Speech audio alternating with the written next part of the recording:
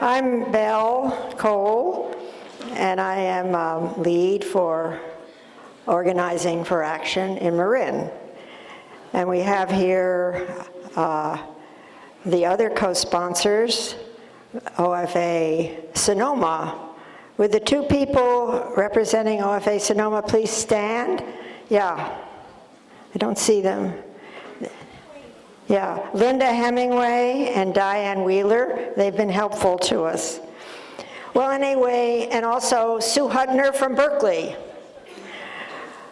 Well, we did it, everybody, in a short time. We brought all of you together on two related topics: fighting to combat climate change and understanding the disaster we faced with these firestorms in the North Counties. So welcome to the Firestorm Forum, Climate Day of Action. And what we want to do here is honor our Paris climate pledges to Paris goals, reduction of emissions, and transmit our understanding of climate success stories to the 3,000 plus delegates who are meeting in Bonn.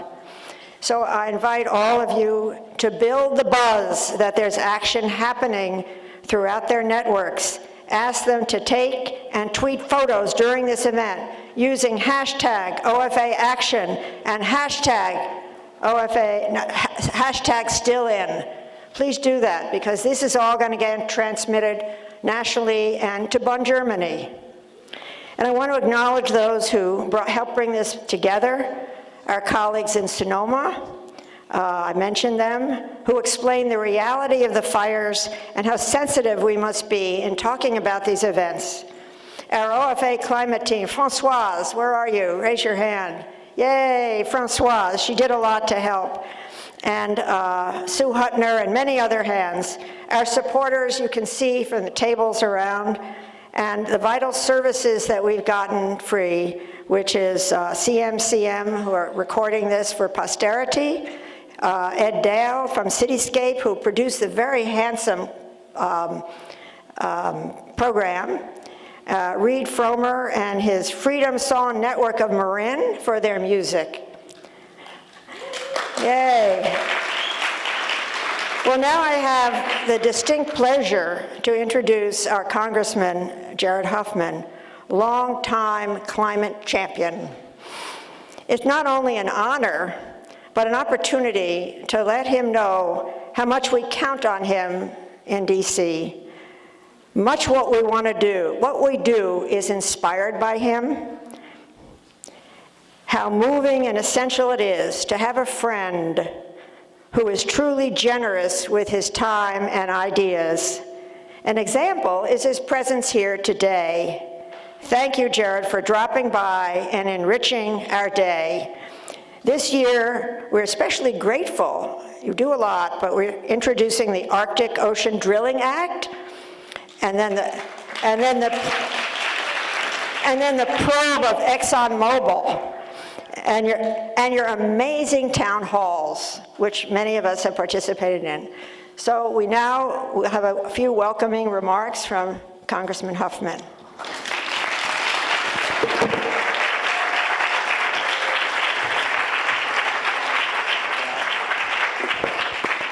Well, thank you for that warm introduction, Belle. Great to be with everybody.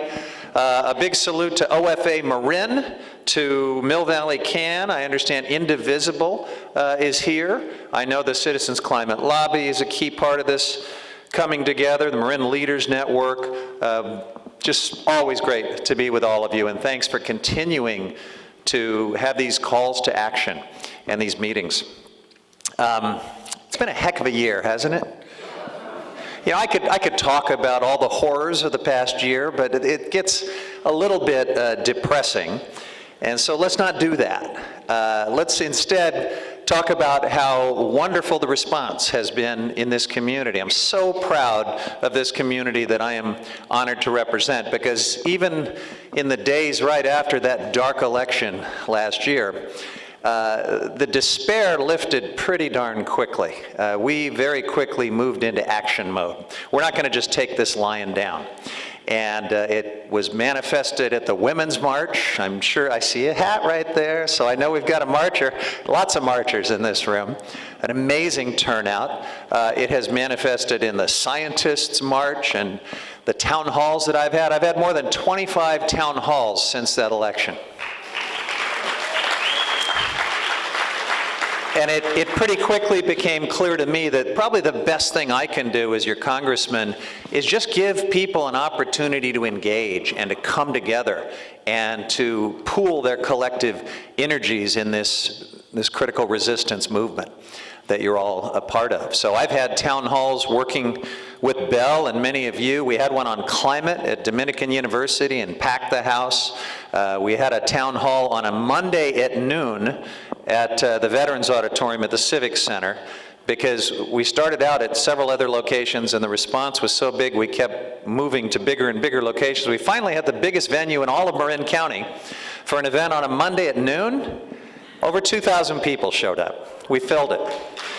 So that says something about the energy and the passion in this great community that I represent.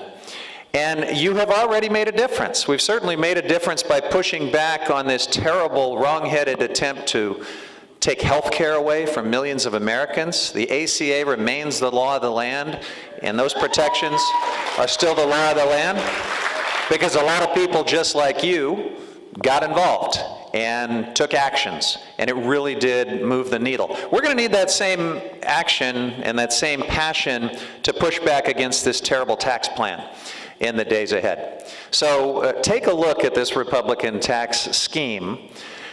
They did promise us, of course, that it was going to be about helping the middle class, and I hope you didn't believe that, because the truth is 80% of the benefits under this tax scheme go to the top 1%.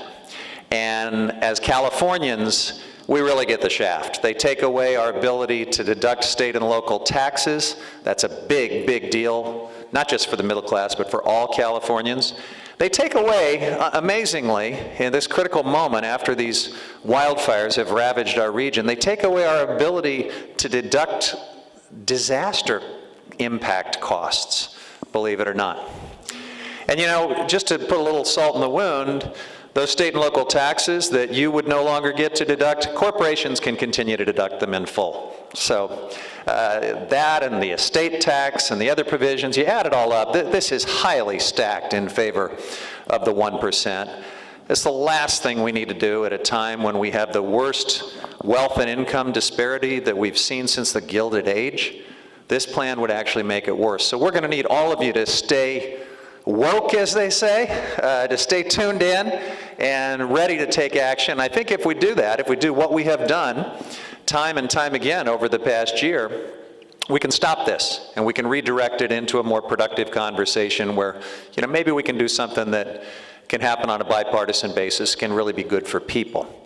I'm really delighted that you're doing this event in conjunction with the efforts that are going on around the world involving COP23 and the Paris Climate Agreement. Best news I got today when I picked up my New York Times. I like to start my day with a little fake news. So there was a wonderful story about the alternative pavilion for the United States at the climate gathering, and how people like Al Gore and Jerry Brown and Michael Bloomberg and all sorts of leaders from state and local government, the nonprofit sector, the business sector, are there on the ground with the message that the United States, for all intents and purposes, is still in. That's what the world is hearing right now, and I'm so encouraged, and you're part of it with this event and the solidarity that you're showing for those folks who at the subnational level are sort of keeping the flame of sanity lit for all of us while we try to right the ship and run this administration out of town as quickly as we can. We're going to keep working on that. So thank you, and I'm really delighted to see that you are building this event around the issue of fires. It's timely, of course, because of what we've just gone through in this region. It's a critically important piece of climate adaptation and the impacts that we need to mitigate the best we can. You've got some wonderful people participating in this panel, so all of it is just exactly what we need at a critical time. Now, I have brought a friend with me from the Chicago area, and I'd like to invite him to come on up and say a few words. This good-looking congressman here is named Raja Krishnamurthy, and he hails from Schaumburg, Illinois. Now, Raja's a star in the Congress. He's a freshman, just got elected, took over the seat that formerly was represented by Tammy Duckworth, who thankfully matriculated to the United States Senate. We're pleased to see that. Raja is a star in his own right. I learned visiting his district on Friday, where it was very cold and snowy, but we had some wonderful events together. We're taking part in this district swap program that our caucus chair, Joe Crowley, has organized. I spent a day in his district learning about the people and the issues, and then he is here in Marin today to do the same. But I learned that Raja was the valedictorian of his high school class, went on and got a mechanical engineering degree at Princeton, no less, and he wasn't satisfied with his pedigree quite yet, so he had to go to Harvard Law School after that. So, you know, Raja's kind of a superstar, but it turns out he's also a ringer when it comes to clean energy and climate leadership. He's one of my great allies in the House of Representatives, and he has a background in the solar industry business world. So maybe he can talk a little bit about that. I'm just really pleased to have him here and to share a few words with you. Raja Krishnamurthy. Jared, thank you so much. Thank you. Good afternoon. I am honored to be here. Thank you so much, Jared, for those lovely words.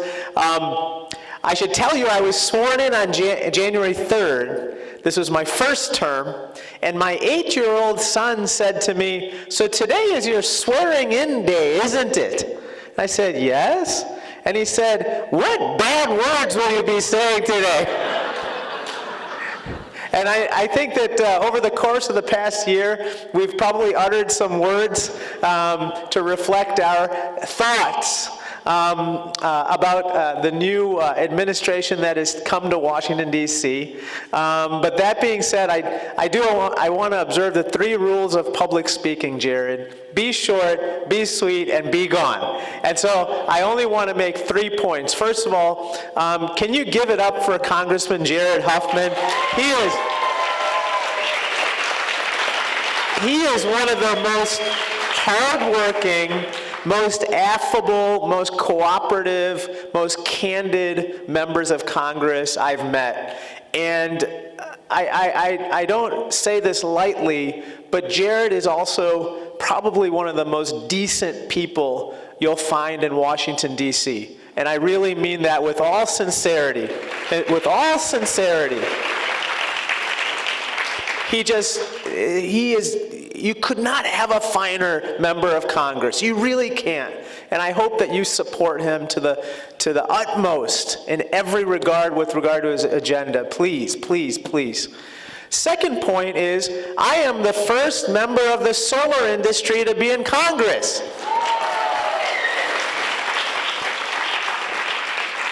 It took a while, but before coming to Congress, I ran a company, and we researched, developed, and sold solar technology, all the way from the solar cell that is really a semiconductor.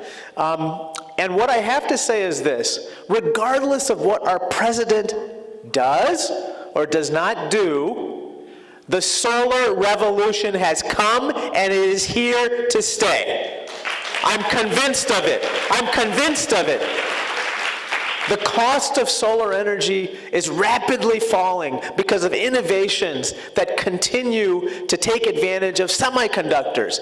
Those things that we find in our cell phones, in our computers, and in all electronic devices. That same technology is at the heart of solar photovoltaic technology. So it continues to become faster, smarter, and smaller, and cheaper. And that is why, regardless of what the president does, This technology will continue to penetrate the energy landscape, and it will continue to spread across the world in a way that nobody can stop. Now let me come to my third and final point, which is this. We are starting to find interesting alliances in Washington, D.C. and elsewhere developing around the clean tech agenda. Let me just tell you about the clean energy tax credit. It's the 30% tax credit that you get for installing solar on your homes or at your businesses. Guess what kind of alliance actually came together to make sure that this clean energy tax credit survived in the last few years? It was an alliance of environmentalists, activists, and Tea Party independent-minded folks from Florida and Arizona. Why? Because they want to cut the cord to their grid. They believe that solar is the way for them to be independent of those institutions. And God bless them. Whatever it takes, whatever political alliances we have to make, we're going to push this clean tech agenda forward. And we're going to do whatever it takes, Jared and I and our allies in Congress, backed up by you, to make sure that the environment is protected, that the EPA is fully funded. Are you with me on this? My first bill in Congress was to compel the White House to stay within the Paris Climate Accords. Okay, I didn't succeed. But we haven't pulled out yet, and the effective date is the day after the next presidential election. So what does that mean? We're still in. And so I am just here to say, keep the faith, keep the hope. We have a chance to continue our clean tech revolution. We have a chance to continue to safeguard the environment, and we have a chance to change the fundamental direction of our country at the next election. So thank you so much, and God bless. Thank you.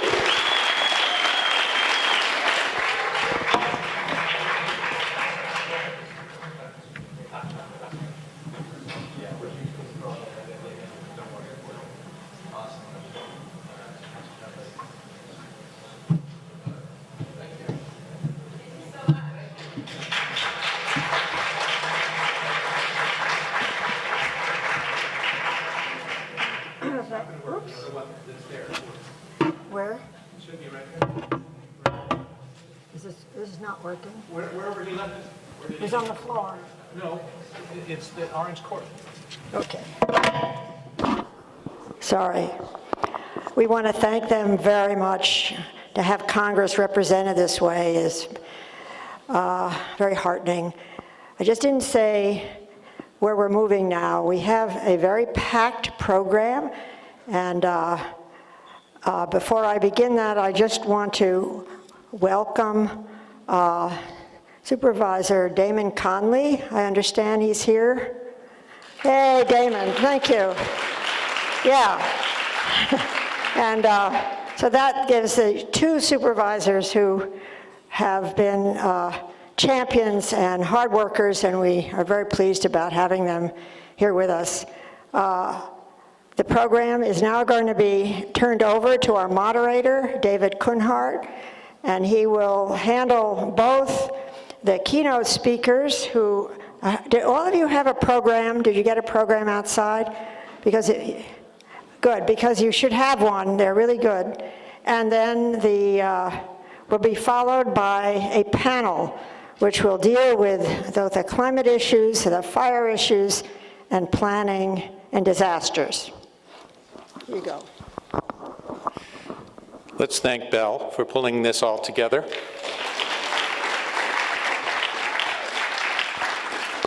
And I also have to add my thanks to our extraordinary congressman, who just is a hero in so many ways. And we've got, first, we are starting with the brains from Berkeley, Professor David Ackerley, where are you now? Yeah, you've gone over there. Okay, come nearby. David Ackerley is a professor in the Department of Integrative Biology at UC Berkeley.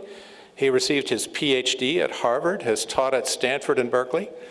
David's group studies the impacts of climate change on biodiversity and their implications for conservation and land management.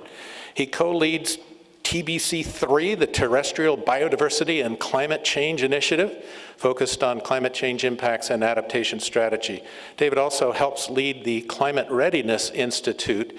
We met Bruce Reardon, thanks to the congressman some months ago. You can get plenty of volume by holding it a little distance from your face. And if you don't mind, I'm going to just... Yeah.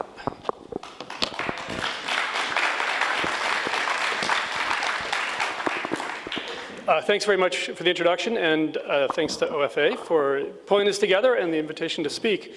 As was said, I'm a forest ecologist, and I've actually been working in Sonoma for about 7 years. And in fact, the site where I work sits at the top of the Mark West Canyon, essentially. So in that first night when the Tubbs fire came over the canyon, it burned both some of the buildings at the site where I work as well as the forest. And I was up there yesterday, and I've been up 4 or 5 times as we start to look at how the forests are impacted and then how that, of course, relates to the communities. So we have a couple things on our agenda today, both speaking about climate as well as the fire, and there's a lot there. Either one by itself would be a full agenda.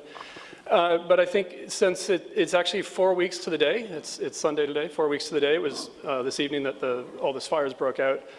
And I think as I'm the first speaker, following the congressman, it wouldn't be out of order. Maybe I'm going to ask just to hold a couple moments of silence, both with our thoughts to everyone who was so impacted in Sonoma, and also in honor of all the first responders who showed up and did all the amazing work they did in those first days and weeks.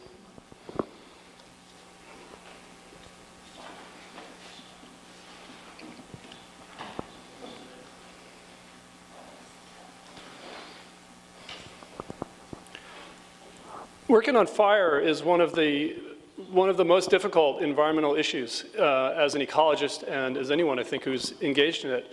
Because fire fundamentally has at its core a sort of deep conundrum, especially in California.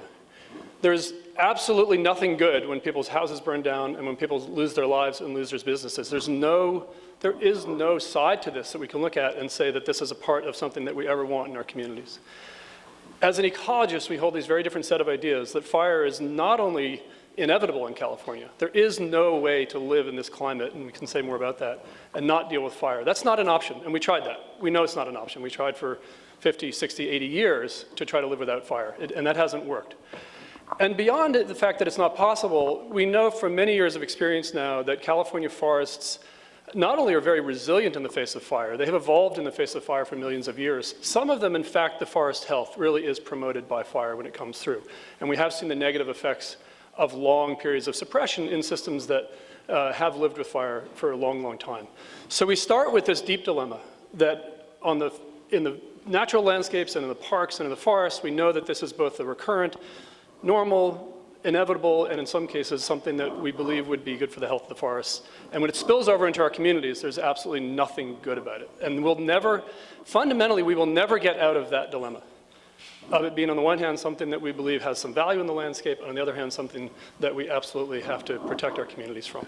So I speak in that context, knowing, especially in a moment like this, when the losses have been so great, that it is a difficult moment sometimes to speak about some of the natural science behind it at a moment when there is so much loss. But there's a lot we've learned over the years about fire that we need to bring to bear as we think about this. And specifically, my task here is to frame it with relation to climate, because we will be speaking more about climate change today. And there's a few things we know about climate change right now, and these are not up for debate in a serious scientific way. There's plenty of discussion to be had about what to do about it, and unfortunately, there's more discussion than we might want about politically driven discussion about it. It is not really up for debate that the climate is warming, and it is not up for debate that greenhouse gases in the atmosphere are the primary driver, and that fossil fuels are a primary driver of that, and that land use change, especially tropical deforestation, as well as a whole myriad of other factors, the nature of agriculture, the nature of land management, are the major drivers that contribute to this. It's also hard to really debate the projection that significant climate change will have a very severe effects on human society and on the natural world. And even if you only frame it as a matter of human welfare, there's no question that climate change is something to be very, very worried about when we look out over, it used to be we would say, wow, the projections 20 or 30 or 40 years from now look really serious. And then it's like, wow, this is coming true a little faster than people thought. Each storm that ramps up, there's a sense that what was thought to be something coming in the future maybe is right at our doorstep, and these impacts are very real. And at a global scale, these impacts will be very, very severe. So I'm going to leave it to others to speak about climate mitigation, all the incredibly important work that needs to be done to bend the curve and change the future of climate change. But climate is like an oil tanker. And if when an oil tanker is heading out to sea, and if there's an obstacle in front of it and it needs to turn, oil tankers do not turn quickly. The climate system does not turn quickly. So the actions that we take today are absolutely essential for bending this curve and bending the trajectory of climate from here to the end of the century. But there's a very difficult fact that we have to grapple with. The next 20 to 30 to 40 years of climate change is kind of like that oil tanker before it's able to turn. The critical actions about mitigation pay off later in the century. In the meantime, we absolutely have to deal with the impacts that we're facing today. So there's a false dichotomy that gets set up between getting ready to deal with climate change versus trying to prevent it, as if doing one will undermine doing the other. These are both essential. And the analogy I always use is if someone's busy trying to cure cancer, you wouldn't withhold treatment from a cancer patient waiting for the cure. So working on prevention and working on treatment, which is sort of the equivalent of trying to solve climate change and trying to deal with it, go hand in hand, and there's absolutely no conflict between them. So when we look at a process like fire, this is a problem of what we can frame it in terms of climate adaptation, as climate change makes the problem worse. It's something we have to deal with. So solving climate change is one thing, dealing with fire is something we have to deal with at the same time. We can't sort of wait for that problem to sort of go some other direction, because it's right here with us today, and it will be. So going briefly to some of the core ideas, ecological ideas behind fire. There's several conditions, and there's some experienced firefighters here who know these personally and all too well. There's several conditions that are necessary for a fire to occur. And among those, in particular, there has to be fuel, and that can take many forms. If you're burning a fire in your fireplace, that's straightforward. We go and buy wood, but when we look at wildfire, the fuel is all of the things on the landscape that can catch fire, which unfortunately can include buildings. And the conditions have to be right. We're not going to have a wildfire the day after heavy rains or in the middle of winter. And those conditions are very dry air, the late summer, when the vegetation is dried out steadily, just the leaves have gotten drier, the dead wood is drier and drier, and everything's sort of just ready to go. And then you add wind, as we all know, and then you add an ignition source. And you've got the elements of a fire. One of the interesting and maybe disturbing in some ways, depending on how you view this problem, aspects of climate. We live in California, which has what we call a Mediterranean type climate. Rains in winter, and it's hot in summer. That climate change is not going to change that pattern. It will be getting hotter, but we will still have rain in winter. There's no projections that say that's fundamentally going to change. The rain in winter fuels the plant growth. So the fuel for the fire grows in the winter. The dry summer dries it out. It's actually conceivable and quite realistic that as climates warm up, the milder winters will allow more plant growth to occur, and the hotter summers will dry it out faster. So both of the components that contribute to fire could be exacerbated under a warming climate, both more plant growth and drier fuels in summer. So it's almost paradoxical, but because of the way we have this winter-summer, sort of these two pieces in our climate system operating separately, the two drivers of fire could both be enhanced under a warming climate. So at a minimum, we can start with one conclusion. Fire's not going to get less under a warming climate. We don't know how much worse. Fires are very hard to predict. That won't change either. But the conditions that drive fires will either be similar to what they are today or worse. So we can just start with the assumption that this is a problem that still needs to be dealt with. The next question that, of course, is on everyone's mind is, was climate change the cause of the fires? And you see it after Katrina, after Harvey, after Maria, after wildfires, after Yellowstone fires. And it's an excellent question to ask. It's unfortunately an almost impossible question to answer. And this is what's known in sort of academic circles as the attribution problem. Can we attribute an event to climate change? I'll draw on a popular metaphor you may have heard before, especially a Bay Area metaphor that goes over well, which is from the steroid era of baseball. This actually metaphor is already slipping for the younger folks who already the steroid era is slipping away into something they don't know about. But, so when Barry Bonds hit 73 home runs, an extraordinary year, and then it comes to light, he was probably taking steroids. Which home run was due to the steroids? None of them and all of them. And the point being, that's what storms are like, and that's what fire is like. When we see more fires or more hurricanes or more intense hurricanes, it all adds up to these driving factors driven by climate, but it's not because you get to say that one was climate change and that one wasn't climate change and that one was and that one wasn't. So it's both a critical question, but it's almost an unanswerable question.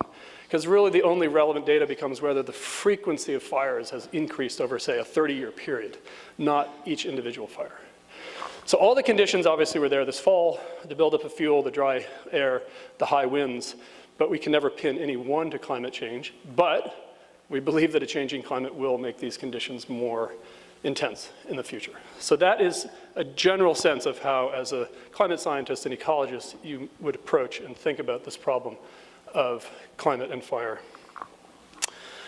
I just want to say a couple things about the different kinds of fire in California, which is critical to understanding how to approach these problems, and then a little bit about what it may mean for vegetation, and then what it means for the resilience of communities where we live.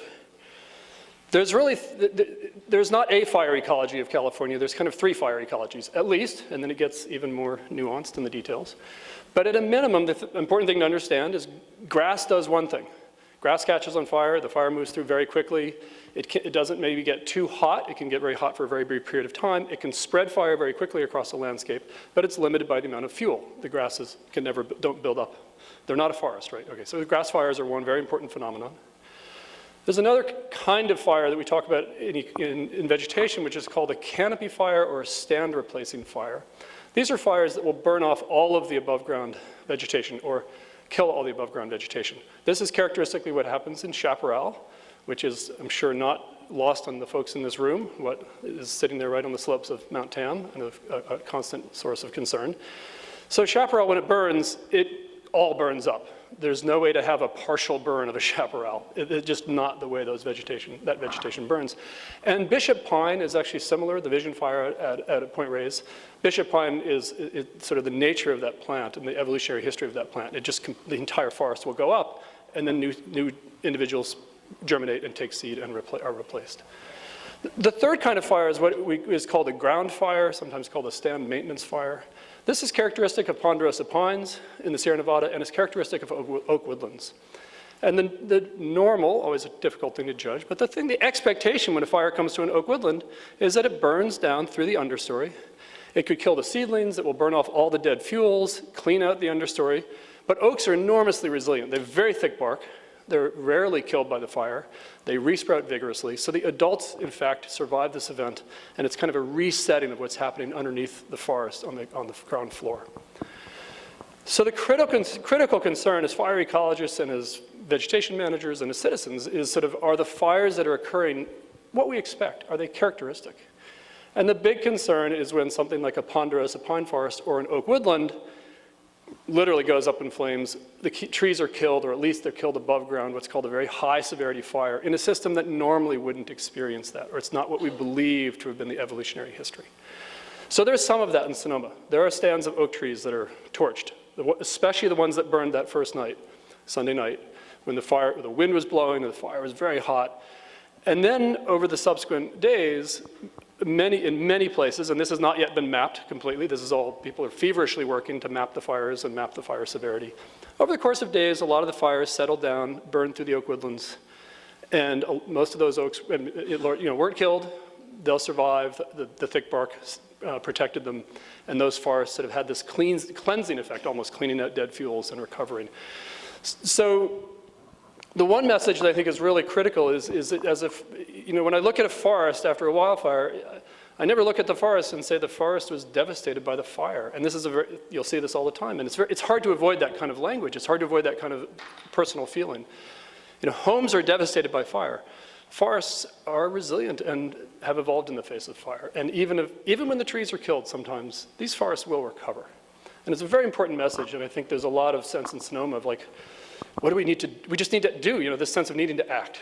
And in the forest, some places require action, some places may not, because this is the kind of event that has occurred over centuries in these systems. So again, this gets back to these contradictions of holding all these ideas in your head simultaneously about protecting homes and lives while trying to understand in a more subtle way what's happening to the vegetation. So there's a lot of questions about what to do, and I'm going to need to wrap up. You know, are prescribed burns the right thing to do? Is more fuel management the right thing to do? Could these fires have been less severe if there had been more action ahead of time? And in certain ways, that probably is true, and in other ways, when the winds are blowing like that, no amount of preparation is necessarily going to stop a fire from burning. So it's not a straightforward problem, but there's a lot of action that can be taken based on what we know.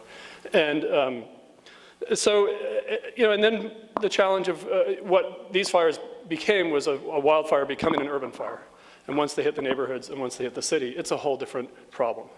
And it was a devastating problem. And we'll have others who can speak about that kind of transition out of the forest into the urban areas, and something we never want to see. So I'll leave other remarks for Q&A. I see a couple hands going up, but I think the plan is to hold questions, is that correct? Until after? Up here for Q&A. Yeah, so hold questions. And look forward to hearing other speakers and then to all the panel discussion as we go on. Thanks very much. Thank you very much, David. And David is going to tell us about the sprouted oaks that he has seen this week when he gets back here. We're really lucky to have the next super energetic speaker. Ann Hancock, if you could start your way up here. I'm sorry, Kyle. Wait 1 second. And Ann has a master's in public health administration and planning from UC Berkeley, another Berkeley grad. She co-founded the Center for Climate Protection in 2001. With over 25 years in community leadership, education, and fundraising, she was a sustainability planner for Marin County at one point and a regular commentator for Tom Paine. And Ann, thank you very much for coming and joining us today.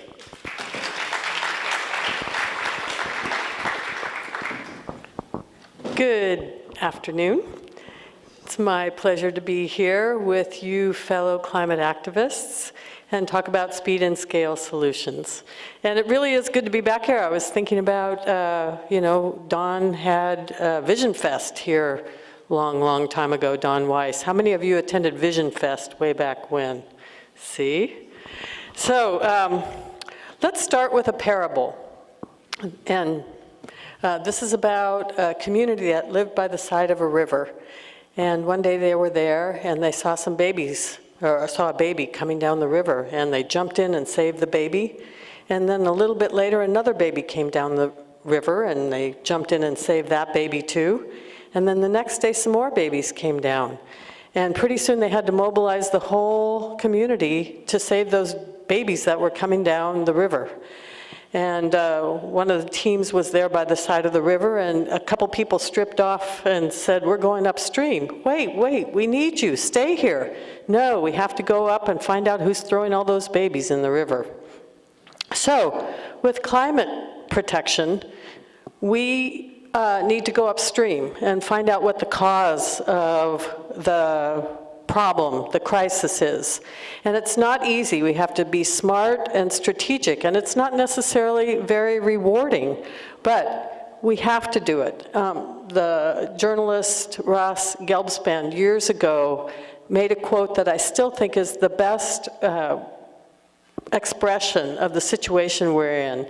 He said, climate change is not just another issue in this world of proliferating issues. It is the issue that, if unchecked, will trump and swamp all other issues.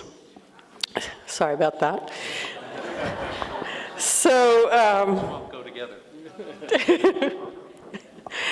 So as this quote suggests, we can't adopt our way out of the climate crisis.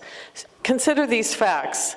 The cost estimate for recovery from Hurricane Harvey is $81 billion. The cost estimate for recovery from all the extreme climate events in the US since 1980 is $1.1 trillion. On the other hand, studies show that for every dollar invested in preparation, going upstream, we can save $4 in emergency relief and reconstruction. So that's a 1-to-4 ratio.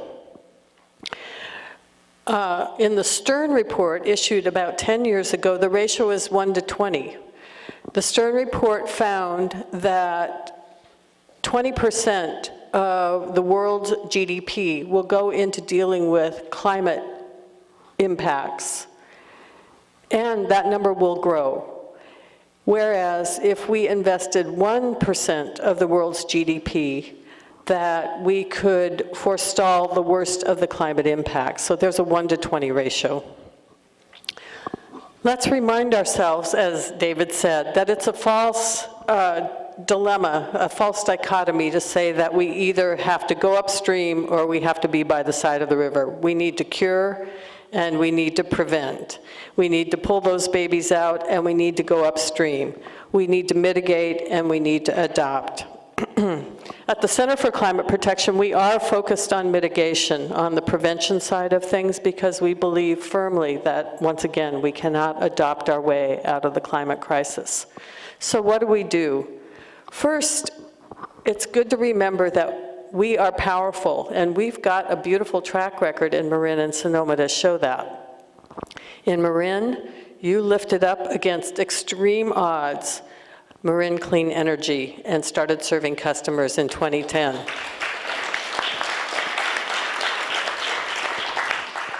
That was not easy, and we followed suit in 2014. We were the second live community choice in California with Sonoma Clean Power. And since then, it's spreading across California. In the past year alone, the number of entities offering community choice in California has doubled from 4 to 8. Our estimate is that by 2020, most eligible Californians will be served by community choice, about 18 million people. Community choice is lowering greenhouse gas emissions in the state of California by millions of tons. It is saving customers millions of dollars, and it is transferring approximately $6.5 billion per year from corporate control to local control. And that enables us to offer community benefits and to innovate and to be inspiring. And the good news is also that other states are more and more picking up this community choice banner. States, for example, like New York. So, if you're like me, you know that this is great that we have this inspiring momentum, but you also realize that it's not enough. And in fact, we need, as the theme here is, speed and scale solutions. We need to solve the problem commensurate with the crisis. This was confirmed for me loud and clear, reading the book, Don't Even Think About It, Why Our Brains Are Wired to Ignore Climate Change. How many of you have read that book? Very good. I think it's the most important book that climate activists can read right now. And not because it's uplifting especially. In fact, most of it is pretty depressing. The author demolishes the notions that we have about what it's going to take to solve the climate crisis.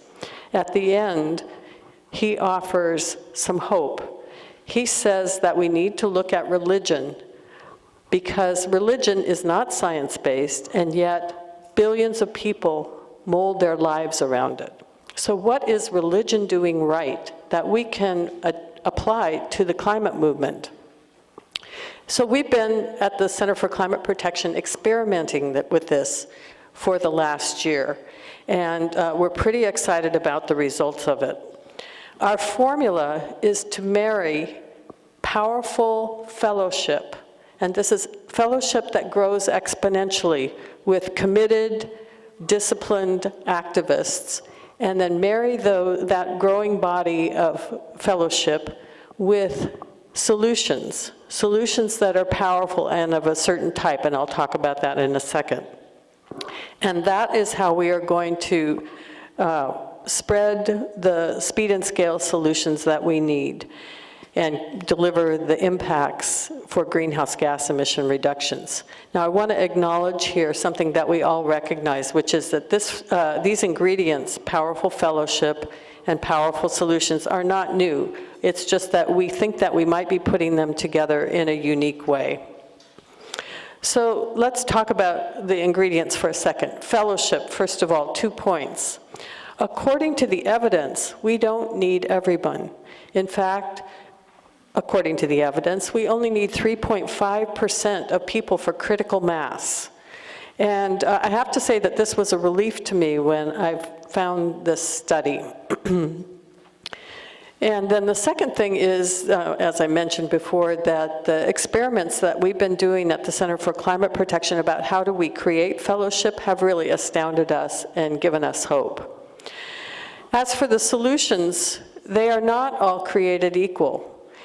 We need to be super smart and super strategic when we think about investing our precious time, attention, and money. What are those solutions that are going to really pay off for us, that are going to really produce the greenhouse gas emission reductions that we need? We have come up with a set of criteria that we use in order to prioritize solutions.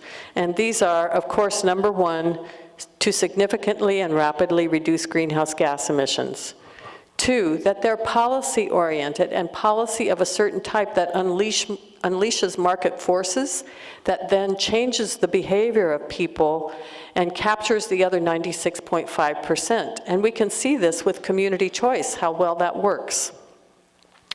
Three, cost-effective. Four, politically feasible. Five, a possibility given our organizational capacity. And six, building the movement.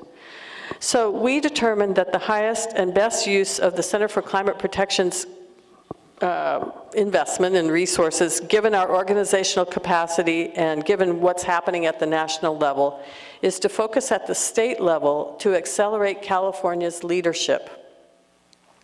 So what solutions at the state level might meet that set of criteria? After much vetting, the solution that we're considering is passing statewide legislation to ban the sale of new internal combustion engines by date certain.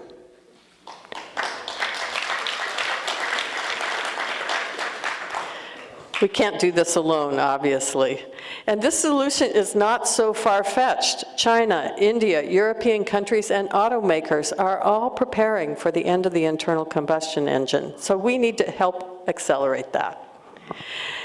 So check us out, www.climateprotection.org. The best way to stay connected with us systematically is to sign up for our e-news list. We send that out every other week.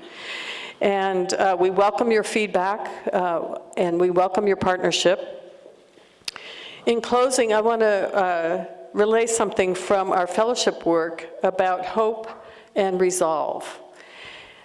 Hope and resolve are the two key ingredients that we need to tackle climate change. And our realization is that these are not feelings. These are choices that we make. And these choices are held in place and strengthened through fellowship. And I'm happy and grateful to be in fellowship with you.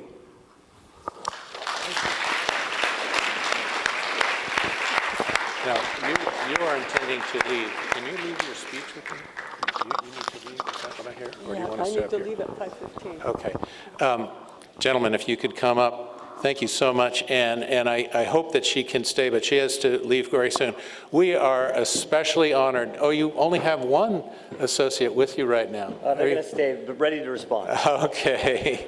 Battalion Chief Kyle Hamilton from San Rafael, and which are you? Captain Evan Menard. Captain Evan Menard. And could you gentlemen stand up as well? And everybody.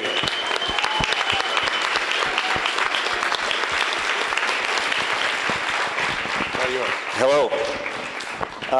I think we're running a little late, so I'm going to be quick. I don't want to take up too much of this important stuff. I'm just here to talk about what we do as firefighters, and then I was going to have Mr. Lando come up also and talk about Fire Safe Marin. He's on the panel later.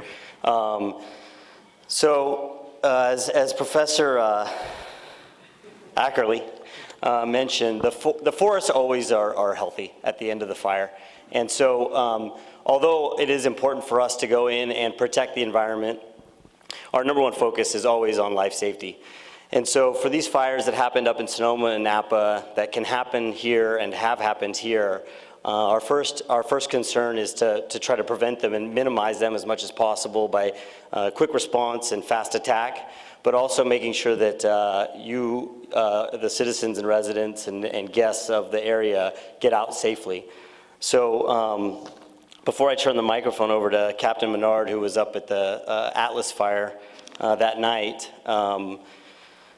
real quick, we were on duty that day 4 weeks ago, and one of the things, if you guys can recall, if you live here in Marin and Sonoma, if you recall what that day was like for you, it was an unusual day, especially in Marin. It was very dry, it was very windy, and usually Marin, it's a beautiful area because of the moisture we get in the air and the climate.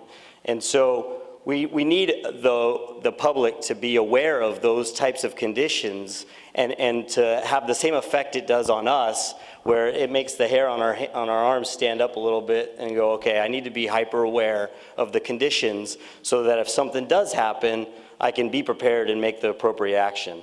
So when we do have those incidents occur, we can have the public respond and evacuate correctly and appropriately and be ready to go, so that we can get in and stop the fire and more importantly make sure that everybody gets out alive.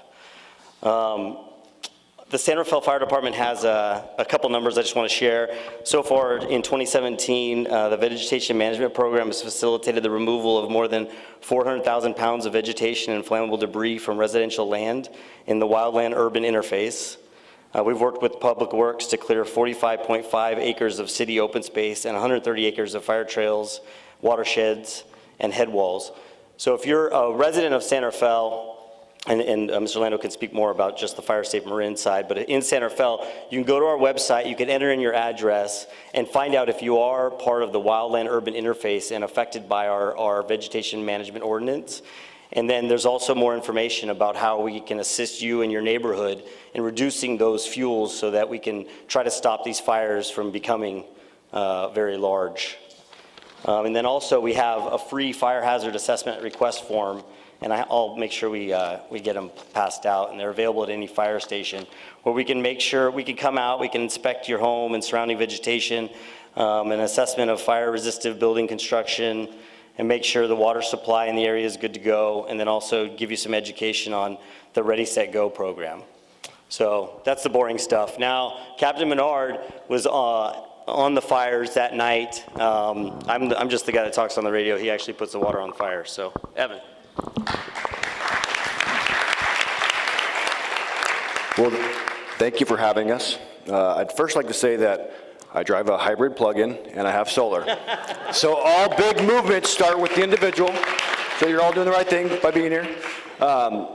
So I have 10 years plus fire service experience, some with CAL FIRE. So I've seen big fires in Southern California and now in Northern California and all throughout the state, really. And to say that this was a big fire is an understatement. We all kind of understand the gravity of this fire, but it was definitely what they call a career fire. For firefighters, it's one of the ones that, we don't remember every fire, we don't remember every medical aid, we don't remember every call, but there are calls that we remember, and this was one of them.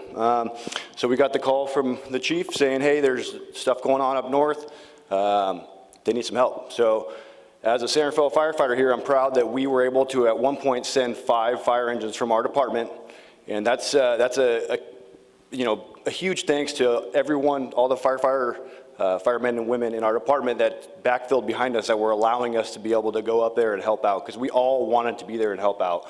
That's kind of the nature of the business. So, 2 o'clock in the morning, we get the call a little before that, and we're heading up there, and we got stopped on Highway 37 because, it could be a career fire just on 37. I mean, it's 1,500 plus acres and it was burning insanely fast. So to say that, the vegetation was explosive, yes, it was explosive. You had kind of winds, fuel, and topography kind of in alignment. You had a grass, at least over Highway 37, with the wind kind of blowing with the terrain, and it was moving fast, much faster than we could actually get in front of or safely be around. So we did what we could and did some backfiring and kind of helped save some buildings there. And then we moved to Napa, where we were for close to 2 weeks. And, you know, it was devastating up there. And, you know, I can tell you that the homes that were saved, because there wasn't enough resources up there, that there was a lot of homes that were lost, but there were also a lot of homes that were saved. And you could see that the homes that were saved were oftentimes the ones that had done the work, put in, you know, more defensible space, had you know, their property in order, let's say, if there was a fire that were to come through. So prevention definitely does pay off, and Lando will come up here and kind of go more into that, but you know, the clearances around your home and getting educated on what stuff is combustible and how close or far away it should be from your house. So yeah, and I can say also on behalf of firefighters here in the county and throughout the state that Marin County took care of their firefighters, and I'm very proud and honored to be working here in San Rafael, because they did. They put, you know, they made sure that they took care of us, and it was a big fire. So.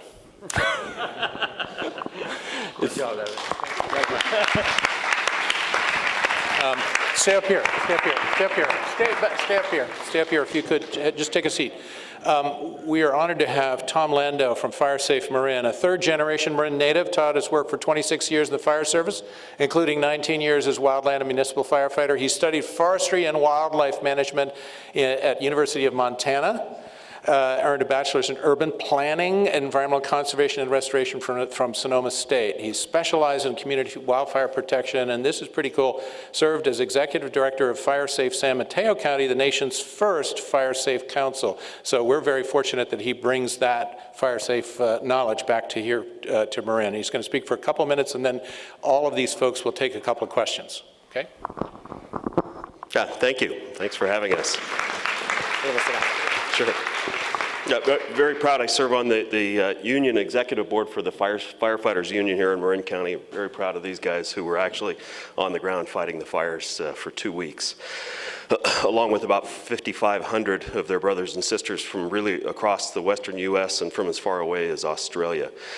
But I'm here today to speak on behalf of FireSafe Marin. FireSafe Marin is a fire safe council. We're a nonprofit. We've been in existence for 26 years. So this group was formed in the days after the Oakland Hills fire, which stood for 26 years as the most destructive wildland-urban interface fire in the nation's history.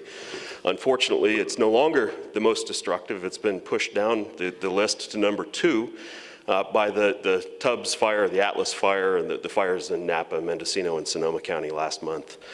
So this Fire Safe Council, this group that was formed in Marin County, followed in the footsteps by just a few days from a group in San Mateo County, when fire chiefs in the Bay Area realized that this destructive fire had happened in Oakland, and they needed to do something to make their communities more resilient. They needed to work in ways that they hadn't really worked in the past, bringing together a much more diverse group of stakeholders to reduce the risk of wildfires. So in Marin County, the Fire Chiefs Association organized a group that would meet for the first time in November of 1991. They would bring together a group of land managers from the Open Space District, from the state and national parks, from the Marin Municipal Water District. They would bring together homeowners from homeowners associations and individual homeowners. They would bring together city managers, town councils, planning departments from all across Marin to sit down at one table and discuss wildfires the way they needed to be discussed, which was as though fires did not respect boundaries, which they do not. A wildfire that starts in one town will quickly burn to the next town.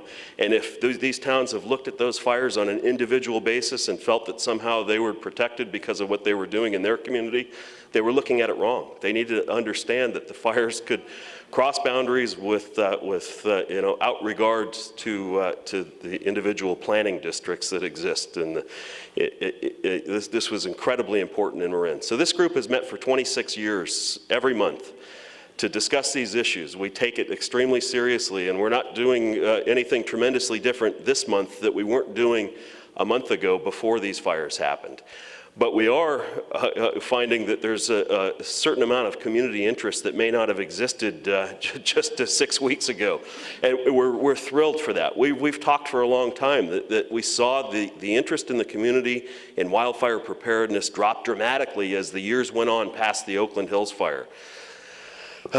2 years ago, 2015, we saw the Valley Fire burned in Lake County, just 30 miles from where we're standing. That fire became, for some period, the third most destructive wildfire in, or wildland-urban interface fire in U.S. history. It's been pushed down the list as well. What we found was there was a tremendous upswelling of interest that lasted about 1 month in the community when that happened. 2,000 homes burned in the period of 4 hours. Right at our back doors. Ash fell in Marin County from those houses that were burning. The interest did not hold for long, so we really need community involvement. We need to see groups like this discuss the fact that climate change, the fact that community development patterns, growth in our communities, vegetation management, all need to be looked at on a long-term basis, and we can't simply forget about this come next spring. This is a long-term issue. Fire Safe Marin meets monthly. We invite the community to be involved. We spend about $1 million a year in state, federal, and local grants on vegetation management projects, planning projects. We just updated the Community Wildfire Protection Plan for the county, which is a tremendous document that provides a framework and guidance for all of the agencies, all of the stakeholders for wildfires in Marin to work from, so that we're all looking at the same page and we're addressing the issues in an organized manner so that we can actually make an impact. Where and when do you meet? So we meet at the OES office above the Marin County Sheriff's Office, right next to Mr. Cohen's office. We meet monthly on the second Friday of the month. www.firesafemarin.org will direct you to our meetings, and it'll direct you to a tremendous amount of information regarding everything from wildfire evacuations in Marin to how to prepare your home, building standards, what you ought to do to look at wildfires from where they might start at the exterior of walls of your house all the way on out through your property and onto your neighboring open space lands and parklands in Marin, and looking at this problem on a global and community-wide scale. So thank you. Looking forward to answering your questions up here. That mic is live as well. That mic right in the middle, is it? No? Okay, then there's an up, push it up switch. Hello? There you go. Now, questions, particularly for those who have to leave, which includes Ann and all of the officers who are on duty. You can hear their communications running. If anybody has a specific question for one of them. Yes, sir? 1 second. Talk about the igniting of the fire. Did you need power lines? Would you say comments about that? Wait a minute. Which we are really interested in.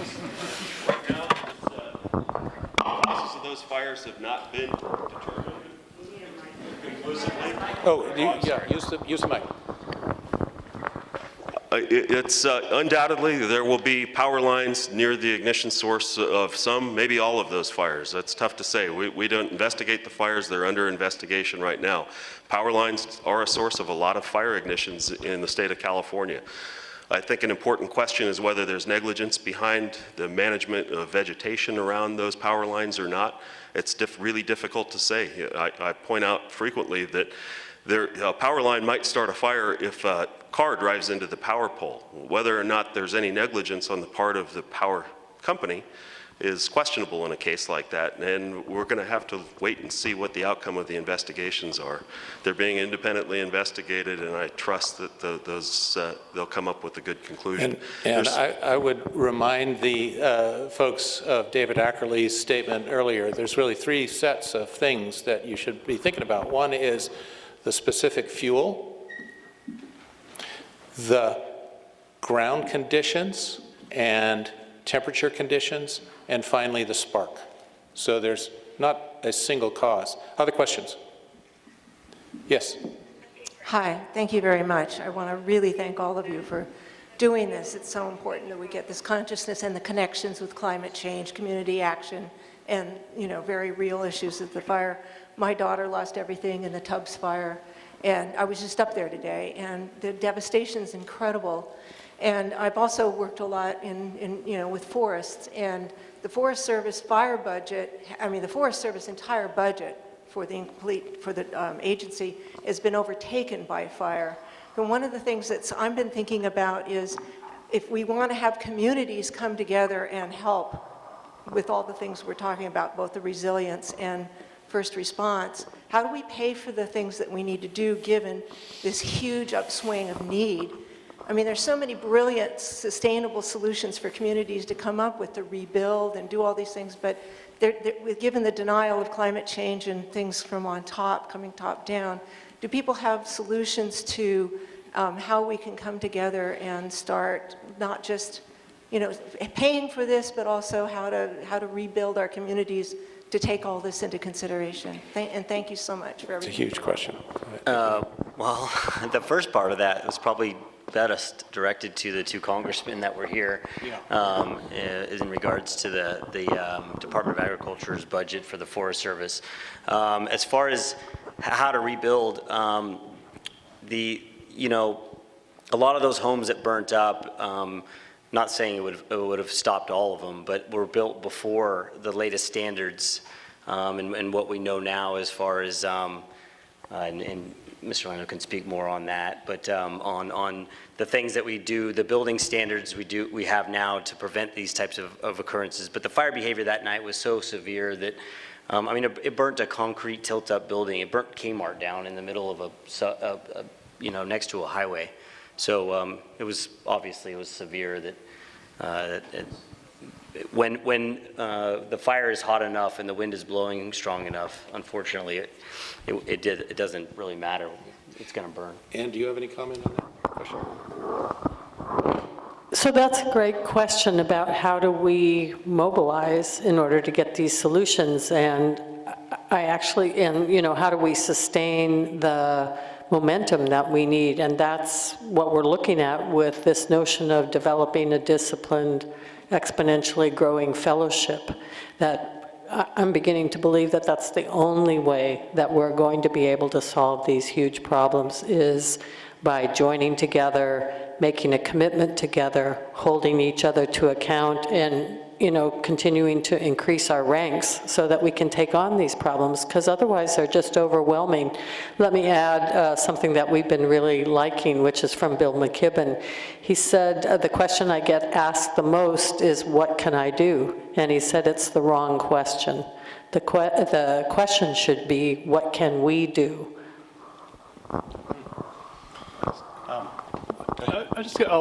I'm going to jump in briefly, and I can't answer the question of where the money comes. I'm sure we all wish we knew how we could turn that spigot on to address the problems we care about. I think the uncomfortable discussion, it's very uncomfortable at a moment like this, but here we're in Marin, which is not where these fires occurred. It's a question for the future, because this is something that always has to be a concern. It's a problem at many scales. It's clearly a defensible space problem. It's a home construction problem, all the things that make a home both easier to protect and less likely to burn. It's also a much more global problem about housing and housing policy and land use policy. And it's easy to look to the source of the fire, and it's easy to look to the vegetation where the fire comes from. It's much harder for us to look hard at the question that especially in Southern California, the strongest predictors of home loss is building homes in high-risk areas that were known to be high risk when the homes were built. By 2040, we expect to have 2.1 million more people in the Bay Area. The housing problem is part of the problem, and it's easy to isolate this and make it a fire problem. But where will 2.1 million people go, and what are the land use policies will guide that, and where will the homes go? And as someone who cares about open space, my personal and this is more personal than as a researcher, every time it's hard to build homes in urban areas and hard to build higher density housing, more people are being pushed into the wildland-urban interface, and more people are being pushed into the suburbs. Now, some by choice, and that's, this is a wonderful, spectacular way of life we have in the Western United States and the Bay Area. But it is land use policies that are connected to putting homes at risk. And if we isolate it as a fire problem, an ignition problem, and a PG&E problem, and a vegetation management problem, it may be a nice way to avoid coming around and looking at our own decisions in communities about where homes are built and what our long-term approach is going to be, and where they're rebuilt. And that's an uncomfortable and difficult dialogue to have that only communities at some level can tackle for themselves, I think. That's very well said. Now, one last burning question. Sorry. No, okay, we're going to switch gears. And gentlemen, thank you very, very much. Come back up, okay? Come back up. Come back up. We're going to have a couple of presentations here, so it would be easier for you, I think, if we're down. And we are also honored to have some people who are working on, particularly on the prevention and the long-term policy positions that will make these conditions better in the long run. Kate Sears, supervisor from Southern Marin. She chairs the board of MCE Clean Energy. And she's on numerous other boards in the Bay Area, including Conservation and Development Commission. She's been instrumental in planning for sea level rise, and serves on 2 subcommittees together with her colleague Damon Connolly: Climate Action Plan implementation and sea level rise adaptation planning. On October 3rd, she and Damon Connolly brought a resolution entitled "Supporting Actions to Dramatically Reduce Carbon Emissions and Achieve a Climate Resilient Future," which was passed unanimously by the board. And that evening, thank you, and at that evening they launched Drawdown Marin, about which she's going to talk right now. Thank you, David, and I hope you're all subliminally indoctrinated with drawdownmarin.org, because I've had this slide up here for all of our presentations, which was a tremendous benefit. You know, I really want to start by thanking our firefighters. We can't thank them enough. For all the good work that they have done to really help everyone in danger in our recent fires. I also really wanted to go back and underline the importance of Congressman Krishnamurti, who started out this evening. I think it's so fantastic as the chair of MCE Clean Energy to have someone from the solar industry in Congress. And it reminds us, I think, to think more broadly about what we all need to do. I just returned for a couple of weeks traveling in India, and I was out in agricultural and rural areas, and I was in one small village one day, and there were solar panels on the roofs and on the sides of some of the mud houses. And a couple years ago, I was in Rajasthan, and there were windmills. You looked out across the distance, and I think it's important to remind ourselves. We remind ourselves frequently of everything our current administration is not doing, and sometimes we don't remind ourselves of what incredible work other countries are doing. And I think we need to keep that in mind.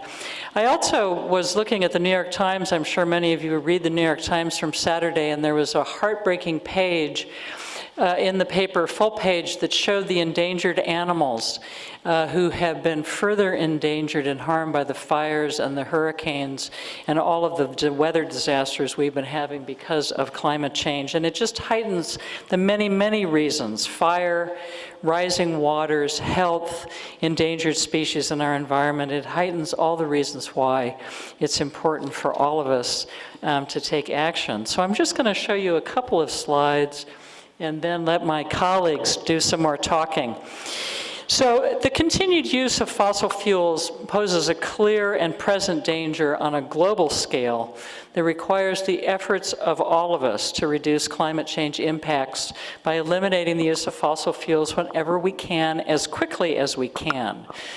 For those of you who went to Drawdown Marin program on October 3rd, you will hear me say what I'm going to tell you again, which is that the level of carbon dioxide in the atmosphere has already exceeded 410 parts per million. That's the highest in the last 800,000 years. Because CO2 remains in the atmosphere for thousands of years, we are approaching a dangerous greenhouse gas threshold, which, if crossed, will mean we will no longer be able to influence the course of future global warming. We not only must bend down the rising emissions curve and thus bend down the curve of warming temperatures, we must bend the curve to declining emissions by 2020. We only have 2 years. So that got us a little bit focused at the county. And while I started off mentioning international issues, Really, climate change does call for an international response and a national response, but our greenhouse gases are generated locally. It's incumbent upon all of us to understand our local sources of emissions and to take action to reduce them. You'll notice from this side 2 things particularly important. 1/3 of Marin's greenhouse gas emissions are from buildings, and over 1/2 is from transportation. This is where we need to focus. So we as the county, my colleague Damon Connolly and I and our fantastic staff that are focused on climate change issues, looked around for ideas. And one of the things we looked at was California's climate strategy. So the state of California's climate adaptation strategy is an integrated plan for addressing climate change that includes renewable energy, a reduction in petroleum use in vehicles, energy efficient buildings, carbon sequestration, reduction in short-lived climate pollutants, and the development of climate resilient communities. We thought that sounds great for us. And in fact, the state of California's plan also sets reduction strategies for all of us. Whoops, let me take you back. I don't want to get that yet. There we go. Whoop. It's a very sensitive machine. There we go.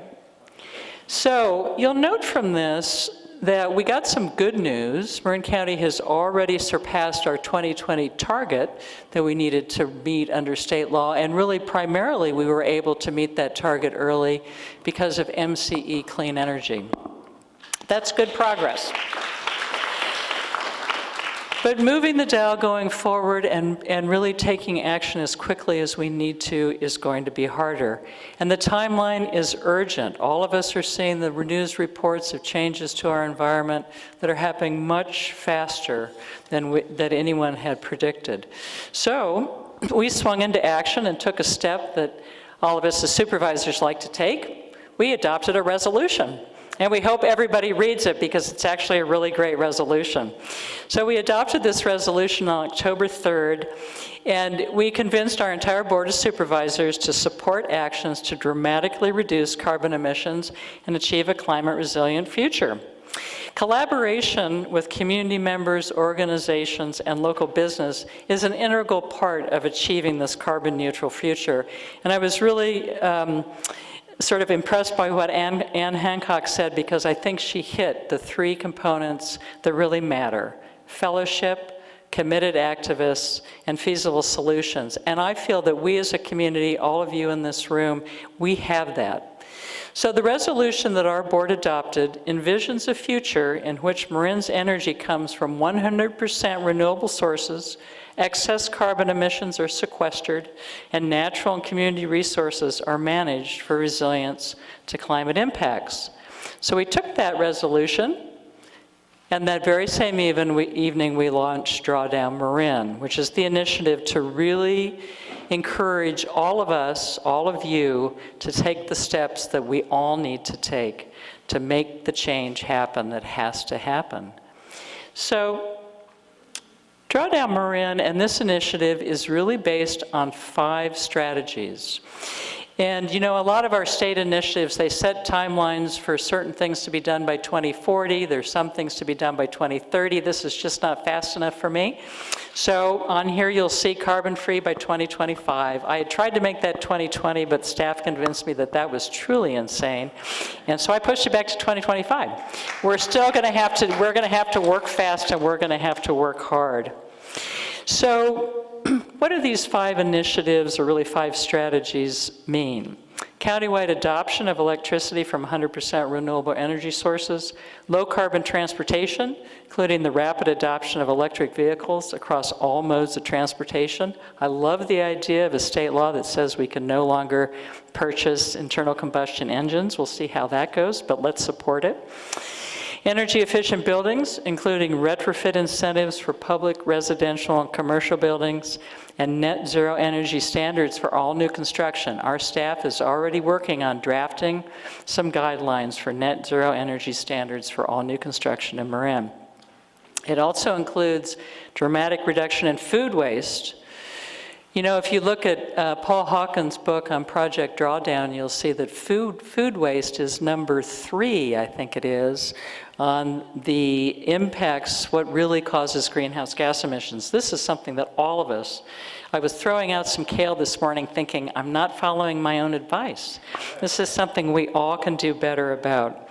So reduction in food waste, carbon sequestration on our ag lands and open space, and then climate resilient communities. And there's obviously a very important part of our ability to respond to emergencies that are part of our fundamental definition of what makes a resilient community.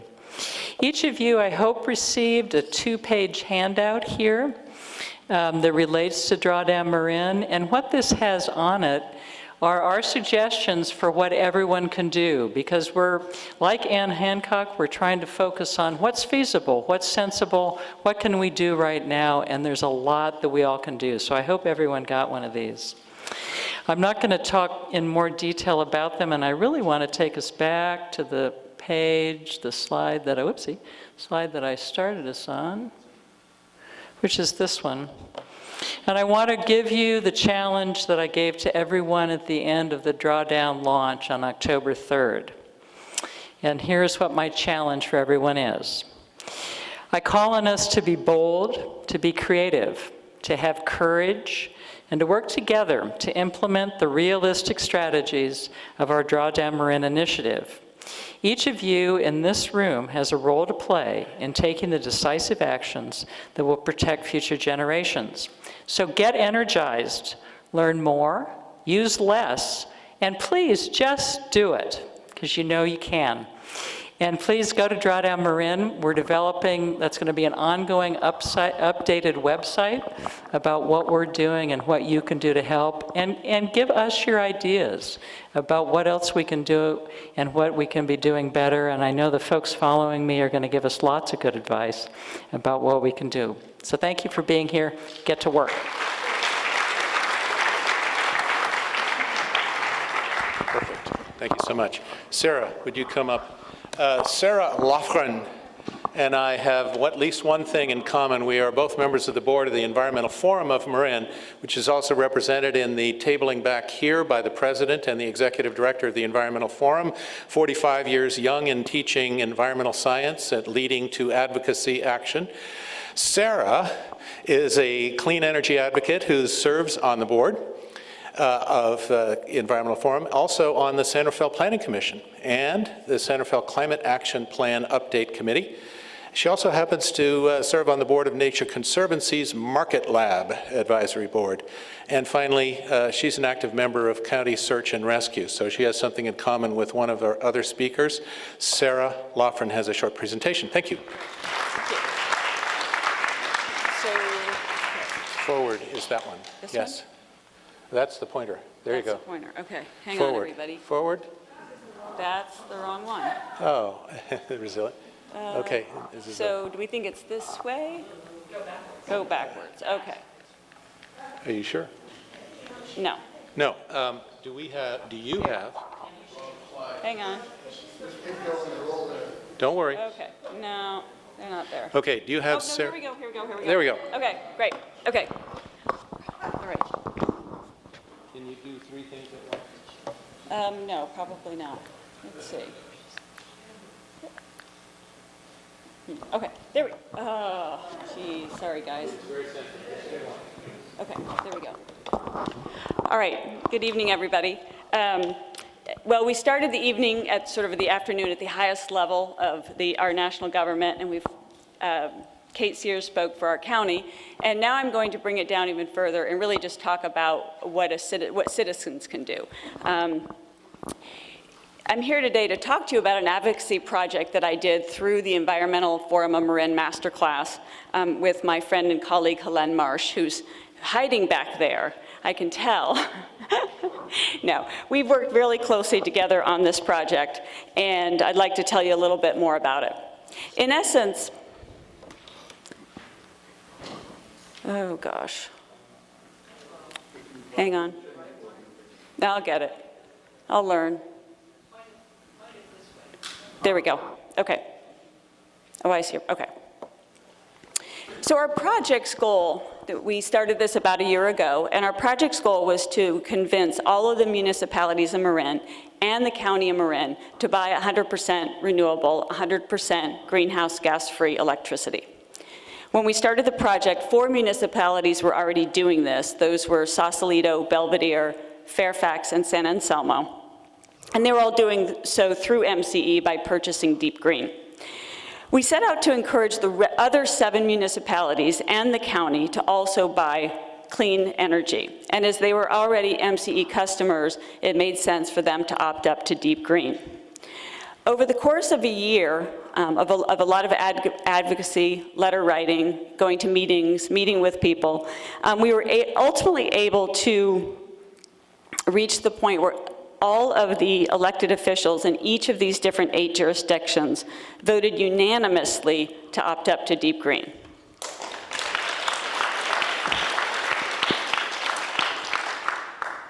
As a result, this has reduced carbon emissions per year by 4,200 metric tons of CO2. That's the equivalent of around 9 million pounds, and that's also the equivalent of taking 835 cars off the road each year.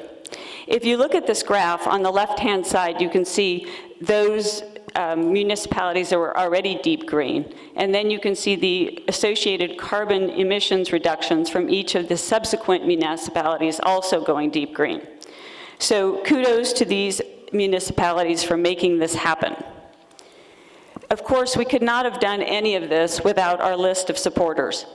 This is an amazing group of people, of organizations within the Marin community that were incredibly helpful.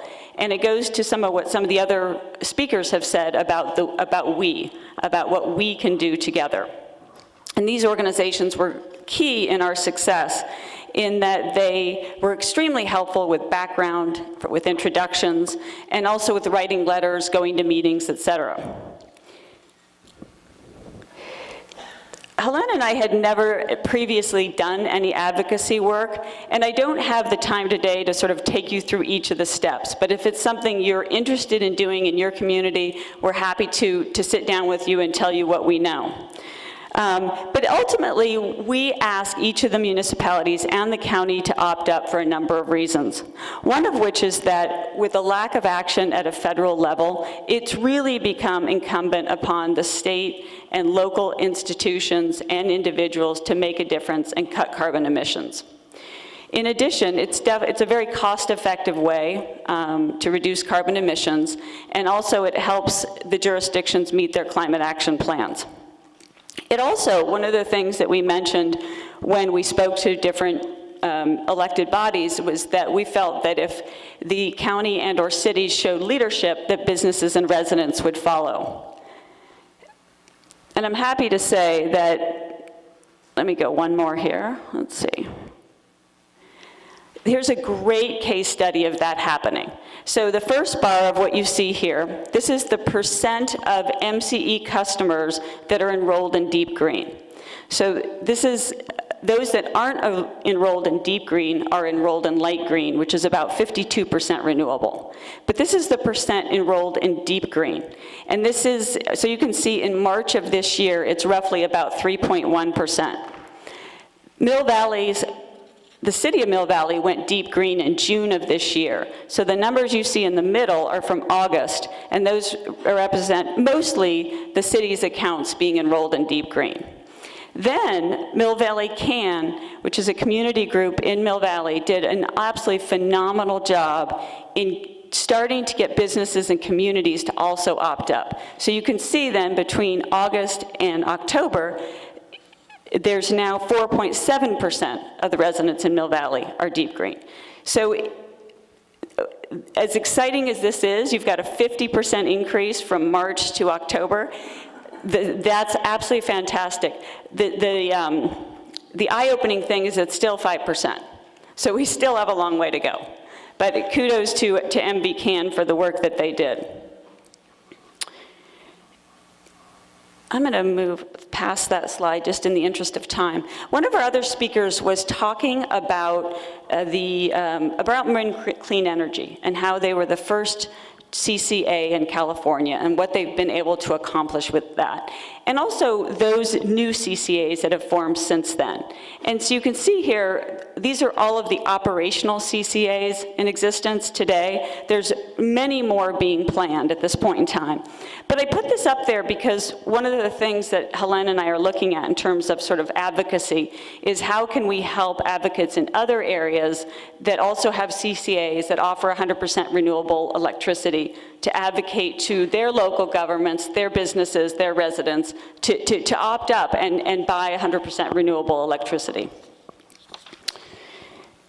My last slide is really about advocacy in general, and I just want to talk about one point on here, and that is, oh boy, this looks like a late version, I apologize, but a key point that I always put on here is to think in projects. So I think it's really hard with climate change. It's such a complex issue. It's difficult to get your arms around. At the same time, you want to fix it all at once, all by yourself, because it's such a big, important thing to do. And that combination of it being so big, married with your desire to fix it all at once, kind of ends in paralysis. You just sort of start to feel like, well, there's nothing I can do. This is too big. And so I encourage you all to think in projects. And what I mean by that is, what is a project at home? Like if you're going to clean out your linen closet, or you're going to buy an electric vehicle, or you're going to mow the lawn. It's a project in the sense that it's got a definition around it. It's got a start, it's got an end, it's got a goal. So when you start thinking about the climate, start thinking about what is a project that you can do that has those characteristics. So as an example, you may be passionate about electric vehicles. Well, you could buy an electric vehicle. You could convince your neighbors to buy an electric vehicle. You could ask your employer to put in EV charging stations, ask your city to put in EV charging stations. So each of those is a project that's definable, and you can get your hands around it and do it. And then you can move on to the next project. It's probably my biggest takeaway from this advocacy project is the importance of being able to grasp things as a project and actually be able to make it happen. So thank you very much.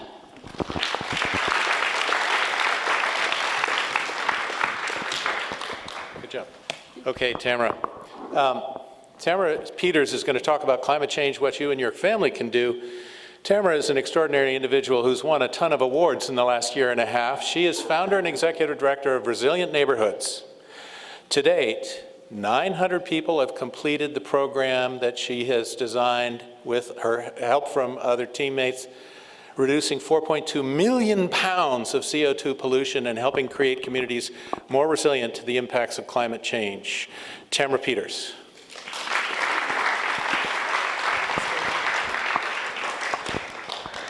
Thanks, everybody. Really good to see you here. And get my slides up. So I've been hearing, gratefully hearing more and more people say that they're very, very concerned about climate change. And of course they should be. I really like this quote from President Obama. We are the first generation to feel the effect of climate change, and we are the last generation that can do something about it. And we clearly have been feeling the effects with the fires and the heat waves and the mudslides and the flooding. So people ask, what can I do about it? Some people feel overwhelmed, and there's two things you can do. You can reduce your carbon footprint to help reverse climate change, and we can create communities that adapt to and can quickly recover from climate impacts. That's what Resilient Neighborhoods does. Our motto is less carbon, more community, and we're a project of sustainable Marin. I'll tell you a little bit about it. So this creative chart that looked a lot different when I looked at it at home basically shows that in Marin County, 65% of the carbon emissions come from the residents. It's us. We're the ones that have to do something about it. And we are also part of Drawdown Marin, and one of the actions recommended with them And we partner with all the county and all the municipalities in Marin, and I was very pleased when Paul Hawkins' book came out, Project Drawdown, that of the 80 actions in it, the 20 that individuals can do are all part of our program. And these are global priority actions. So how does our program work? We get 5 to 10 households together to form a climate action team, and each household attends 5 meetings, and you can make up if you miss a couple. The households agree to try to reduce their carbon emissions by 25% or at least 5,000 pounds and earn 2,000 points for building community resilience. Our average reduction is 11,000 pounds and 28% of household emissions. So we have fun with it. It's like, we treat it kind of like Weight Watchers. It's like going on a low carbon diet to reduce 5,000 pounds in 60 days. So each household at the beginning weighs in using a carbon calculator and determines what their starting carbon emissions are. Then we have over 100 actions for the households to choose from, and the families choose what works for them, and we also acknowledge what they've done before. They take the actions in between the meetings and come back in and report to their team meetings, and at the last, they weigh in again, and we have to celebrate the success. So we have climate action teams that form in neighborhoods, at community centers and libraries, workplaces, places of worship, and with books and Rotary clubs. This is a team that was started by Damon Connolly, and each team names itself, and this one is Frank Lloyd Wright the Planet Team. And you will notice that they brought in a cardboard statue of Frank Lloyd Wright to sort of be there with him in spirit. So our team members, this is some pictures of team members taking actions. And if you'll notice the symbol and the number in the top left corner, that's the drawdown action of the 80 actions that are most important to take in the world. You may have to lean down. And this is not, I'll say, this is number 60 of the 80. And these are the most important actions to be taken in the world. Composting. Action number 4, the 4th most important in the world, shifting to a more plant-based diet. And we had some team graduates, after they graduated, one of the team members who was already a vegan invited teammates over to her house to watch the movie Cowspiracy, where you have to have a vegan dinner to watch it afterwards. Okay, and this is number 46. The whole family or household can participate, and we help you take the actions by giving out free faucet aerators and low-flow shower heads and that sort of thing. Buy an electric vehicle, action number 26. And when our graduates go out and get EVs or lease an EV, they tell us deals, and then we can spread that information. They kind of become advisors for new people on new teams as to what to do and where the deals are.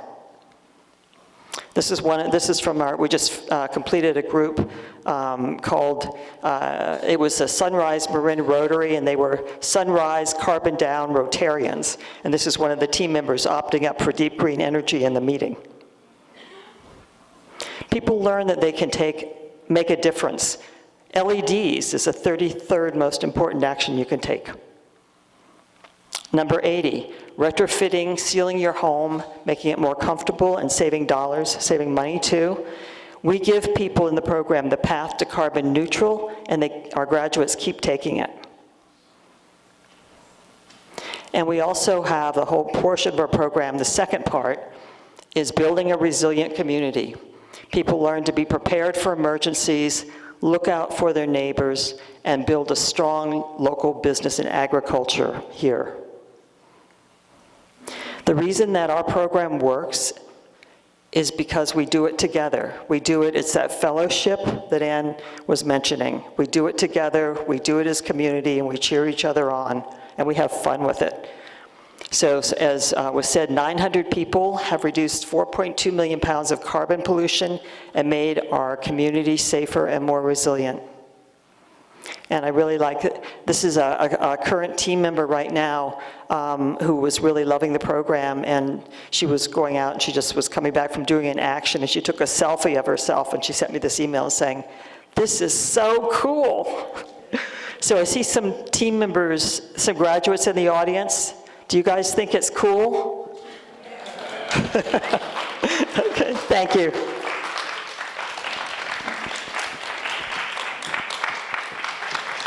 Laura. We have another Sonoma support here. This really is a team effort. Laura Nish, Executive Director of 350 Bay Area, with 350 is also represented back there. 350, and she's a member of 350 Sonoma. She will tell us about Sonoma Strong, a collaboration of climate groups coming together to explore post-fire recovery and green building solutions. Laura Nish. Thank you. Now, are you going to have to? I just need 3 hands. Good evening. Thank you for giving me the opportunity to talk about the important role of our community groups and nonprofits in rebuilding after the wildfires. 350 Bay Area is, let me start over. 350 Sonoma is part of 350 Bay Area, as is 350 Marin, represented here in the back of the room. We work at the local, regional, and state level to promote actions to reduce greenhouse gas emissions and protect our frontline communities. 350 Sonoma has been increasingly working in collaboration with other groups in the region because we find that these collaborations have increased our impact and reach. We're not alone. Many coalitions have sprung up in our community, particularly after the last election. These coalitions are evolving and adapting to the wildfire disaster to provide critical support in the recovery effort. So this is a bit of an eyeful. It's a generic model of the kind of a classic response after a disaster. And the only way that this is really different than any kind of project is when government entities are involved, you have to include community and stakeholder input, and that kind of slows the process down and gets a little bit complicated. There are a number of coalitions emerging in the county that are springing up to help with that response effort and work their way in across all of these different areas of the response. So these groups are working across the model, bringing community members together to toss concerns and ideas around, to organize and distill the input, and to draft possible solutions. Some groups are even organizing volunteers to participate in the cleanup, watershed protection, and service delivery.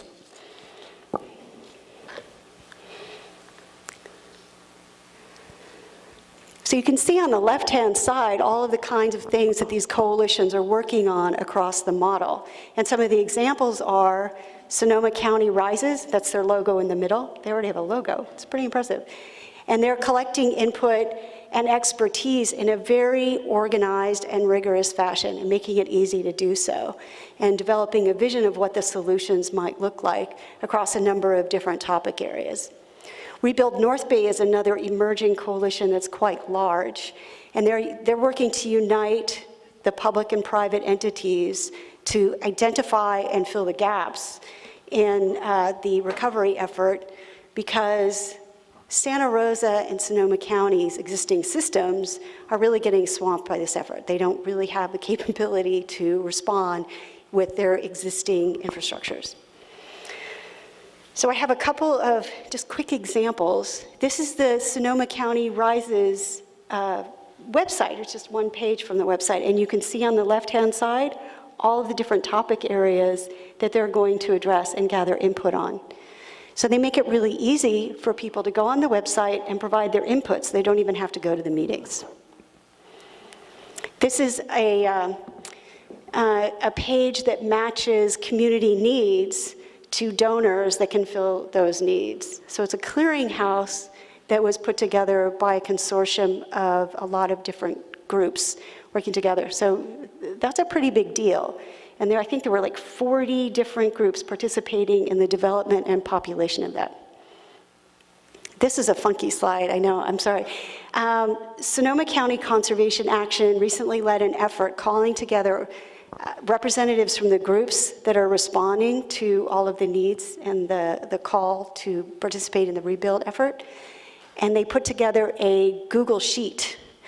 And in order to make it show up at all in any font size that people could get a sense of, I kind of cut it and paste it. So you could just get an idea just from the Watershed Task Force. It's government entities at the federal, state, regional, local level, and including Sonoma County Conservation Action. So they looped in this nonprofit community group. And this goes on and on and on. I mean, it's a very big set of information. So 350 Sonoma is working with another coalition, which is the theme of the day, I think, to identify a very specific solution set for encouraging people to adopt clean energy, solar-powered houses, all electric. And that's a more expensive build process, especially when you count the cost of the solar panels.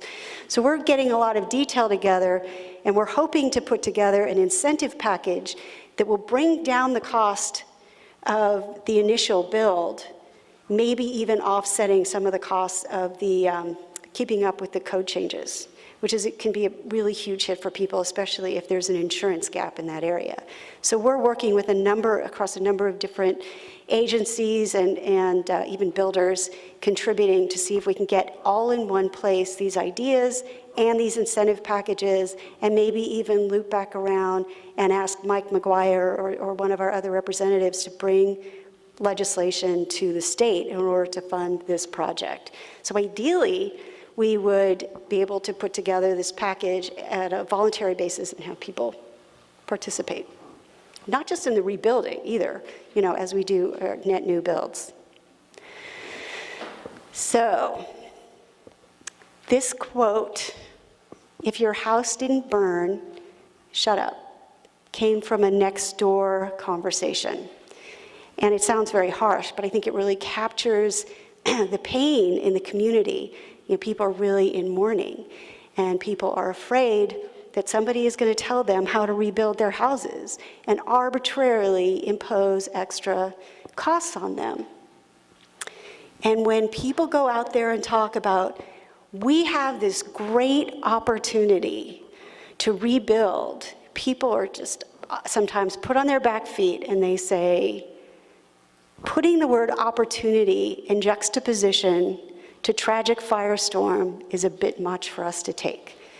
So I am hoping that as we move forward with all of these great ideas, we can be very, very careful and aware of the amount of pain that's just out there in our community.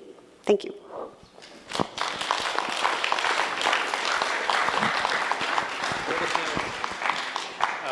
Would all of the panelists please come up?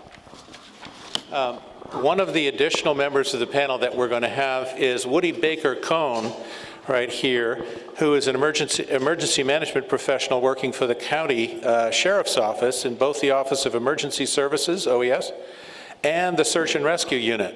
So he has something in common with Sarah, who works with Search and Rescue. And if you could please turn off or close down. We don't need the projector any longer. Woody's also a member of the North Bay IMT, one of the busiest Type 3 teams in the state, and he's going to tell us what that means. Well, probably the most relief is that there are no PowerPoint foils to look for. So I guess I should probably apologize for that. But yes, I work for the Office of Emergency Services for the county, and that's a unit in the Sheriff's Department. And we basically, we plan for disasters and coordinate the response to disasters. So disaster is really something out of the ordinary. Certainly the North Bay fire is more than qualified for that. In the case of the North Bay fires, what we did, we helped send a lot of mutual aid up north, and we started up a shelter down here, which I'm sure many of you read about. We had, I think, about 800 to 900 people went into the fairgrounds on that first day. This was overflow primarily from Sonoma. Interestingly enough, and I don't think this has really been reported, we think there were 400 to 600 people roughly in West Marin that were staying in everything from churches and houses and barns who were primarily, if not almost entirely, folks that were undocumented who didn't want to come to the shelter for all the obvious reasons. There was certainly no reason in Marin to fear that, but just sort of the general, the climate. So that's kind of what we do. We wound up also preparing for a couple of surge evacuations that fortunately didn't really materialize, but Sonoma shelters were completely full and things were really overwhelmed. So that's what we did for Sonoma, certainly with plans for fires, floods, and mudslides. We had plenty of those last year. And that's OES. The search and rescue work also applied. We sent search and rescue people, including myself, up there for some work. And then I went up on the incident management team, which is basically a team of folks that help to kind of run the incident, so what's going on, where you need to send equipment, things of that nature. So I had the honor of going up there 3 different ways, I guess. So I think that's all I've got. All right, have a seat.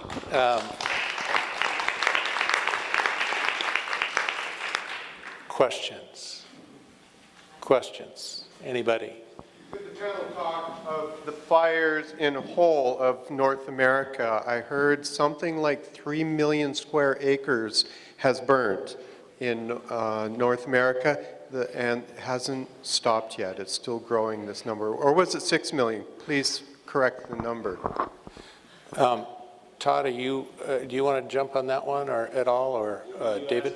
How many acres have burned this year? Yeah. I don't have. Press it straight up. There we go.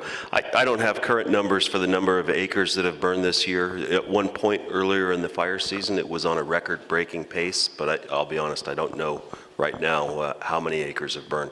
3 to 6 million acres sounds like it's probably within the realm of possibilities this year. Any other questions? Tom? Yeah, hi there. Dr. Ackerley, you spoke of the wildland-urban interface as a critical problem, as the building next to the forest for the fire. Here in Marin, I think a bigger problem is the fact that our watershed is an extremely vulnerable infrastructure. And I know too well, I live in Fairfax. I live on a creek that I used to think was a bucolic, nice little setting. I realize now it's actually a fuse, and it's a fuse to what I call the ticking TAM bomb, because it's going to explode, and it's going to explode whether we like it or not. Once that goes, it's going to affect people here in Marin, everywhere in Marin, because if the watershed goes, it's pretty obvious what's going to happen. And your question? My question is, in Flagstaff, Arizona, they had, in 2010, there was a fire called the Schultz Fire, in 2012, they raised a $10 million bond to protect the watershed. It's called the Flagstaff Watershed Protection Plan. And they got $10 million. Now, our WWDD has a plan, has a 30-acre project going on. That leaves approximately 21,970 to go. We need people to implement it. We need the funding. We need to be able to cut through the red tape, the CEQA, and they're important, but they need to be expedited. And I would like to know how many of you here are aware of the Flagstaff plan that they have implemented, and they are implementing. They haven't had a fire since. Thanks.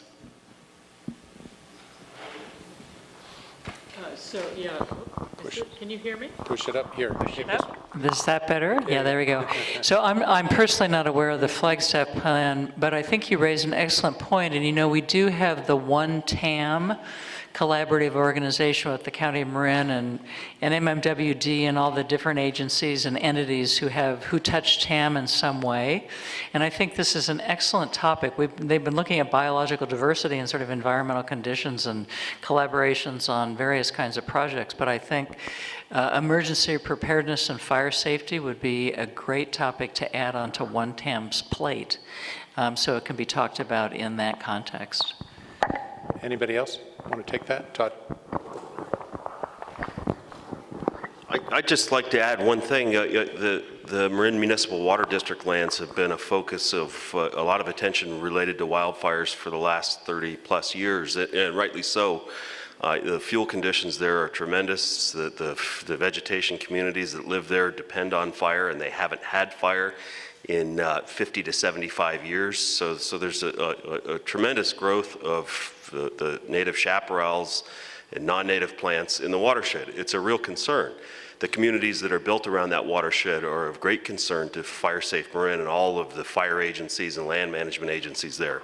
But I think one of the things that's going to come out of the recent fires in Santa Rosa is a newfound concern for a different type of fire in Marin. The biggest concern I think that you're going to see for us going forward is actually a fire that starts in North Marin. Our community wildfire protection plan that we implemented earlier this year, it was adopted by the Board of Supervisors in 2017, contained a tremendous amount of new data, information on the vegetation in Marin, wildfire modeling where we use computers to look at where fires were most likely to ignite, where fires were most likely to release the most energy, which is the heat and flames that come from the fire, and where they were most likely to impact structures. We also looked at the fire history in Marin. This is really important because fires tend to repeat themselves. They burn in the same places oftentimes and burn the same footprints.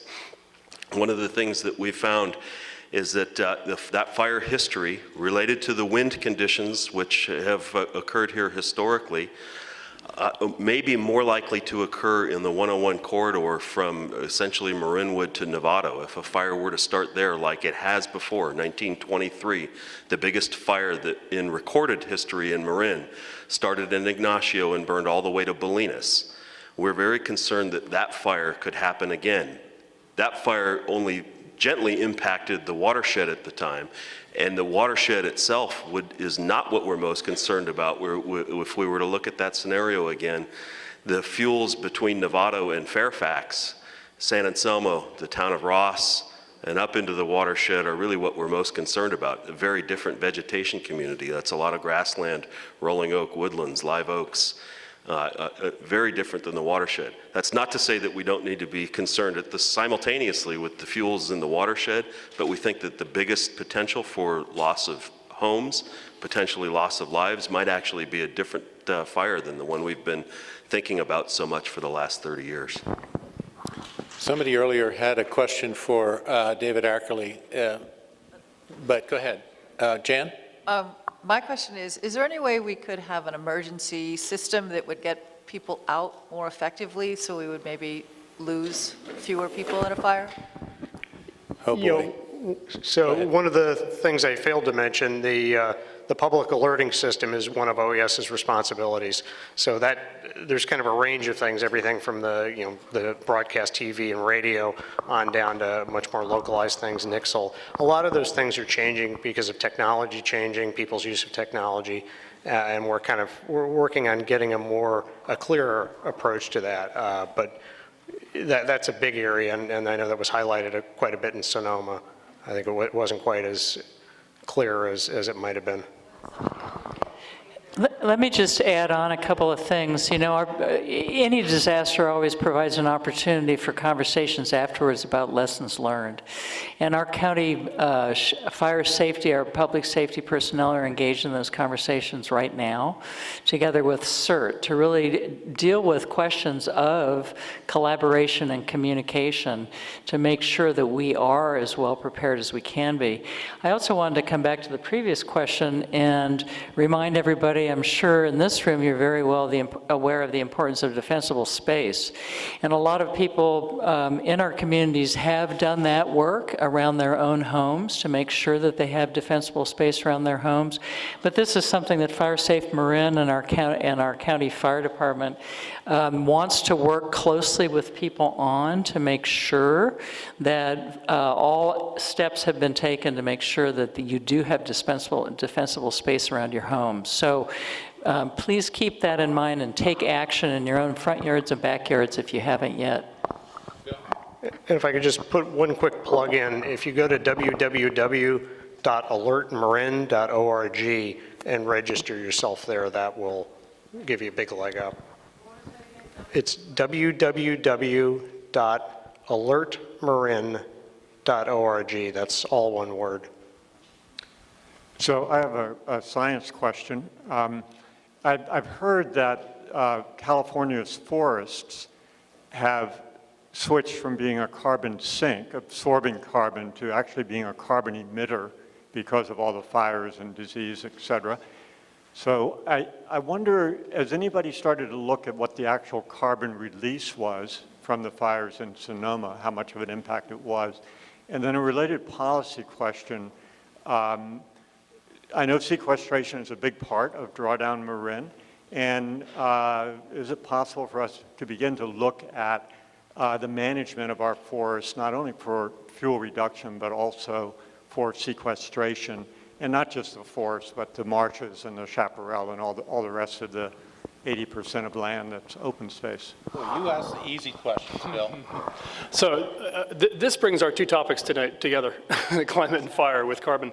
The answer to the first part is absolutely. The open space district in Sonoma is very actively mapping the carbon emissions problem from the fires. The second part is quite a bit more complicated. A lot of the forests in the west have built up a lot of carbon, which is part of the highly flammable problem they're in. It's likely that in parts of California, we would have to go through a phase of accepting high carbon losses to restore the forest to a healthy state, which could then provide more sequestration in the future. But if we try to prevent the short-term losses, we're right back in the same trap of trying to suppress every fire, which then sets the stage for catastrophic fire where we lose more in the end. It's a real dilemma that the short-term carbon gain could be the long-term loss. So there are places where we'll have to accept, and even fuels management, if you cut the trees down, where does that wood go? If it decomposes, the carbon's back to the atmosphere. So you may have to accept carbon losses in the short term to restore healthy forests, and healthy forests in the long term are probably the best ticket, but some of them are not in the state right now to provide the greatest value. So it's not an easy path forward. Is there any math about the emission of carbon? Is there any math? Generally, or? Modeling? Absolutely. It's a very, very active topic, and the state of California is very engaged because of the 6 pillars and Governor Brown. The fifth, one of the 6 pillars is carbon sequestration in the land base and ecosystems. But as you said, from 2000 to 2010, there was a net negative for the entire terrestrial California above ground. There was a net negative because of fires, which outweighed all the vegetation growth. That doesn't account for some of the things going on in rangelands. It's not an easy problem to do all the math. But so we're in this balance where it's not easy to achieve long-term sequestration in a fire-prone ecosystem. That's step one. Step two, now we're getting we won't have time for this one. The policy question is, do you get credit for the actions you take? To get credit for the actions you take, you have to set things on a different trajectory than they would have gone if you hadn't taken that policy step, which means you have to decide what your hypothetical future was in the absence of policy, and that's a different calculation. You know, in order to get credit for what you do politically or economically with cap and trade, it has to be sort of relative to a hypothetical, which is not just whether it's source or sink, but are you taking actions that, you know, bend the curve in the right direction? So there's a lot of regulations that cover those kinds of calculations, and they're not for the faint of heart. And let me just add on in a local policy perspective. So the 5 strategies that I described earlier, when we launched Drawdown Marin, that was really just the launch, and we're planning to come back and have separate community events for each of the topics, and we're looking for people to work with us to help organize those events and present them. And I think, thank you, Bill, for asking that question about what should we be looking at, making the suggestion when we do the event on local food and carbon sequestration. And I think adding in the fire piece of it, the fire defense piece, is a great idea. So we'll be looking for your help in organizing that one. Michael? In the fires in Sonoma, I understand there were some decisions not to use reverse 911 systems to alert people.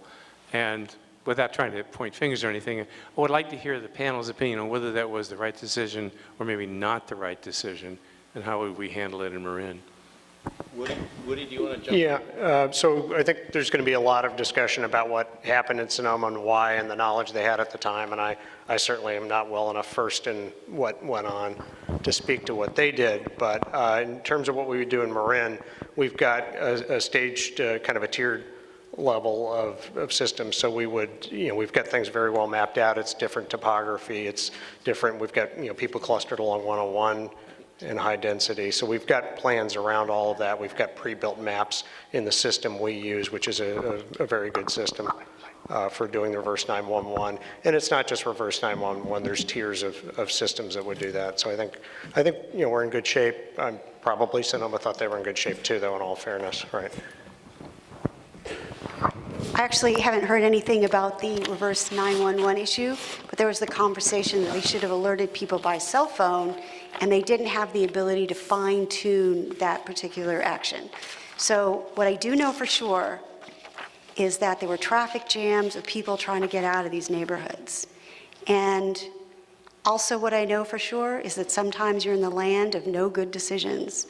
And I feel like they're going to go through and figure out exactly what they could have done differently with the systems that are in place, but I think the bigger issue is what systems do need to be in place in order to protect the people who are sleeping at home.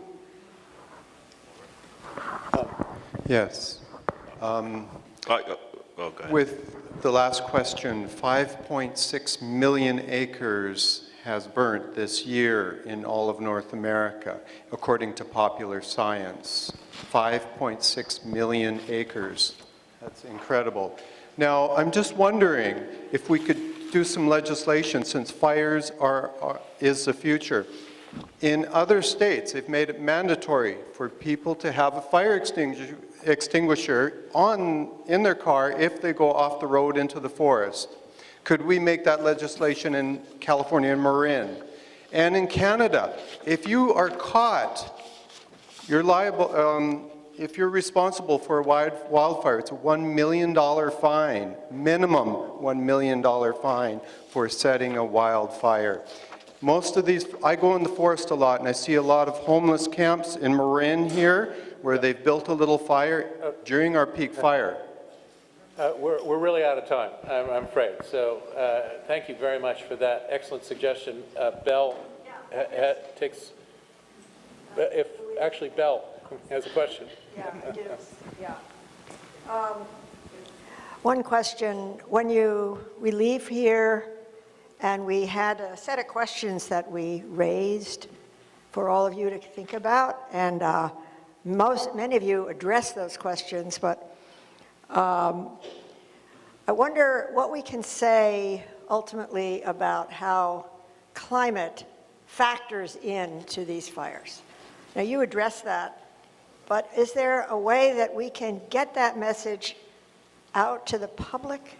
Is there a way for us to, for example, when you look at all the other, there's incredible stories coming out about the floods and about the hurricanes, and how people are really thinking hard about the significance of these climate impacts in their planning and in their preparation and in looking at the cost of these things. But fire is often left out of that list. And I wondered if we could address that a little bit so that we can have some way of talking about it other than in a reserved way. I'm going to add a comment and then apologize for then stepping out and leaving because I need to go. But I think one of the most important messages is that preparing for fire is a no regrets action. It's a no regrets action because it's a good idea anyway, in the sense that climate heightens the concern, but it's not only a concern because of climate change. And a lot of the actions that need to be taken in building resilient communities strengthen communities for other disasters, you know, the kinds of things that are being talked about. So if the climate message helps to convince people to do that, that's all good. But these are all important actions that can be taken and are I think they will strengthen and prepare for other kinds of actions. So in that sense, we don't need to wait for climate to declare it a climate problem to act. I mean, maybe that's the way to frame it. I don't know if that quite addresses the way you're asking the question, and I do apologize. I'm going to slip out. I understand. Tamara, did you want to? I was just going to say one way to communicate these things is, you know, we're experiencing all these things, and just tell people to start paying attention to another record-breaking flood, fire, heat wave. You know, these are all, or we just broke the one from last year, and you just see the climate is changing. It's obvious to all of us. Do you have something that you wanted to say about the prior question? Or do you want to leave it? I'll leave it. I'll hang around if anybody has any questions that you want me to address directly. Meet me afterwards. I just want to throw in one thing that in a discussion with Congressman Huffman and Tom Steyer while at the Tubbs fire, I took them out on the fire to talk to them about fire behavior and what had happened there. And I heard from them the most innovative idea that I think I've heard yet. And the question came up, did PG&E cause these fires? We don't know that yet. I already addressed that to some extent. But regardless of whether they did start the fire or not, we know that distributed electricity causes fires in the state of California, lots of them. And the concept of a rooftop solar and decentralizing the electrical grid is one that addresses climate change, and it addresses fire ignition sources. It's something that we're going to have to talk about more in the future. So, shall we, is that a question in the back? Yes.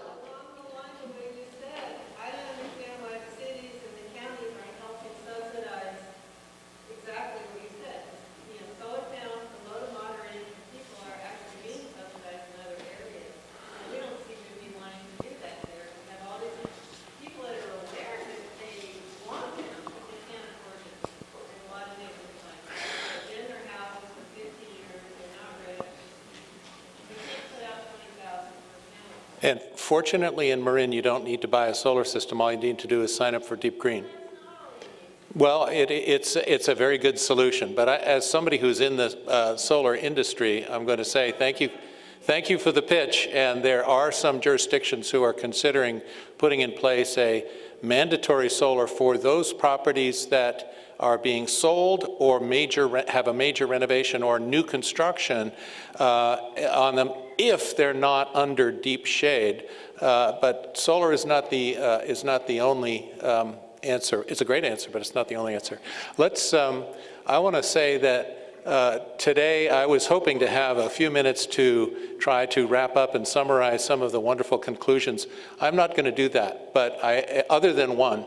But we will do this.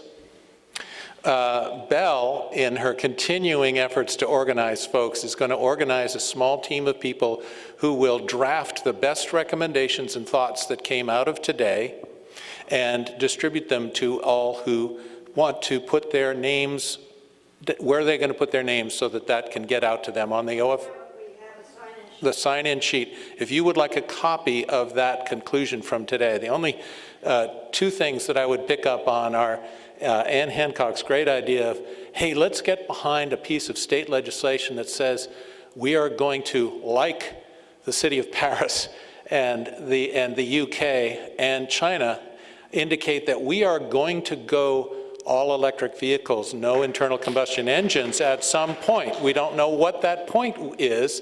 It's going to be a terrible, terrible battle here in California, where we love our internal combustion engines. But it is a wonderful individual idea.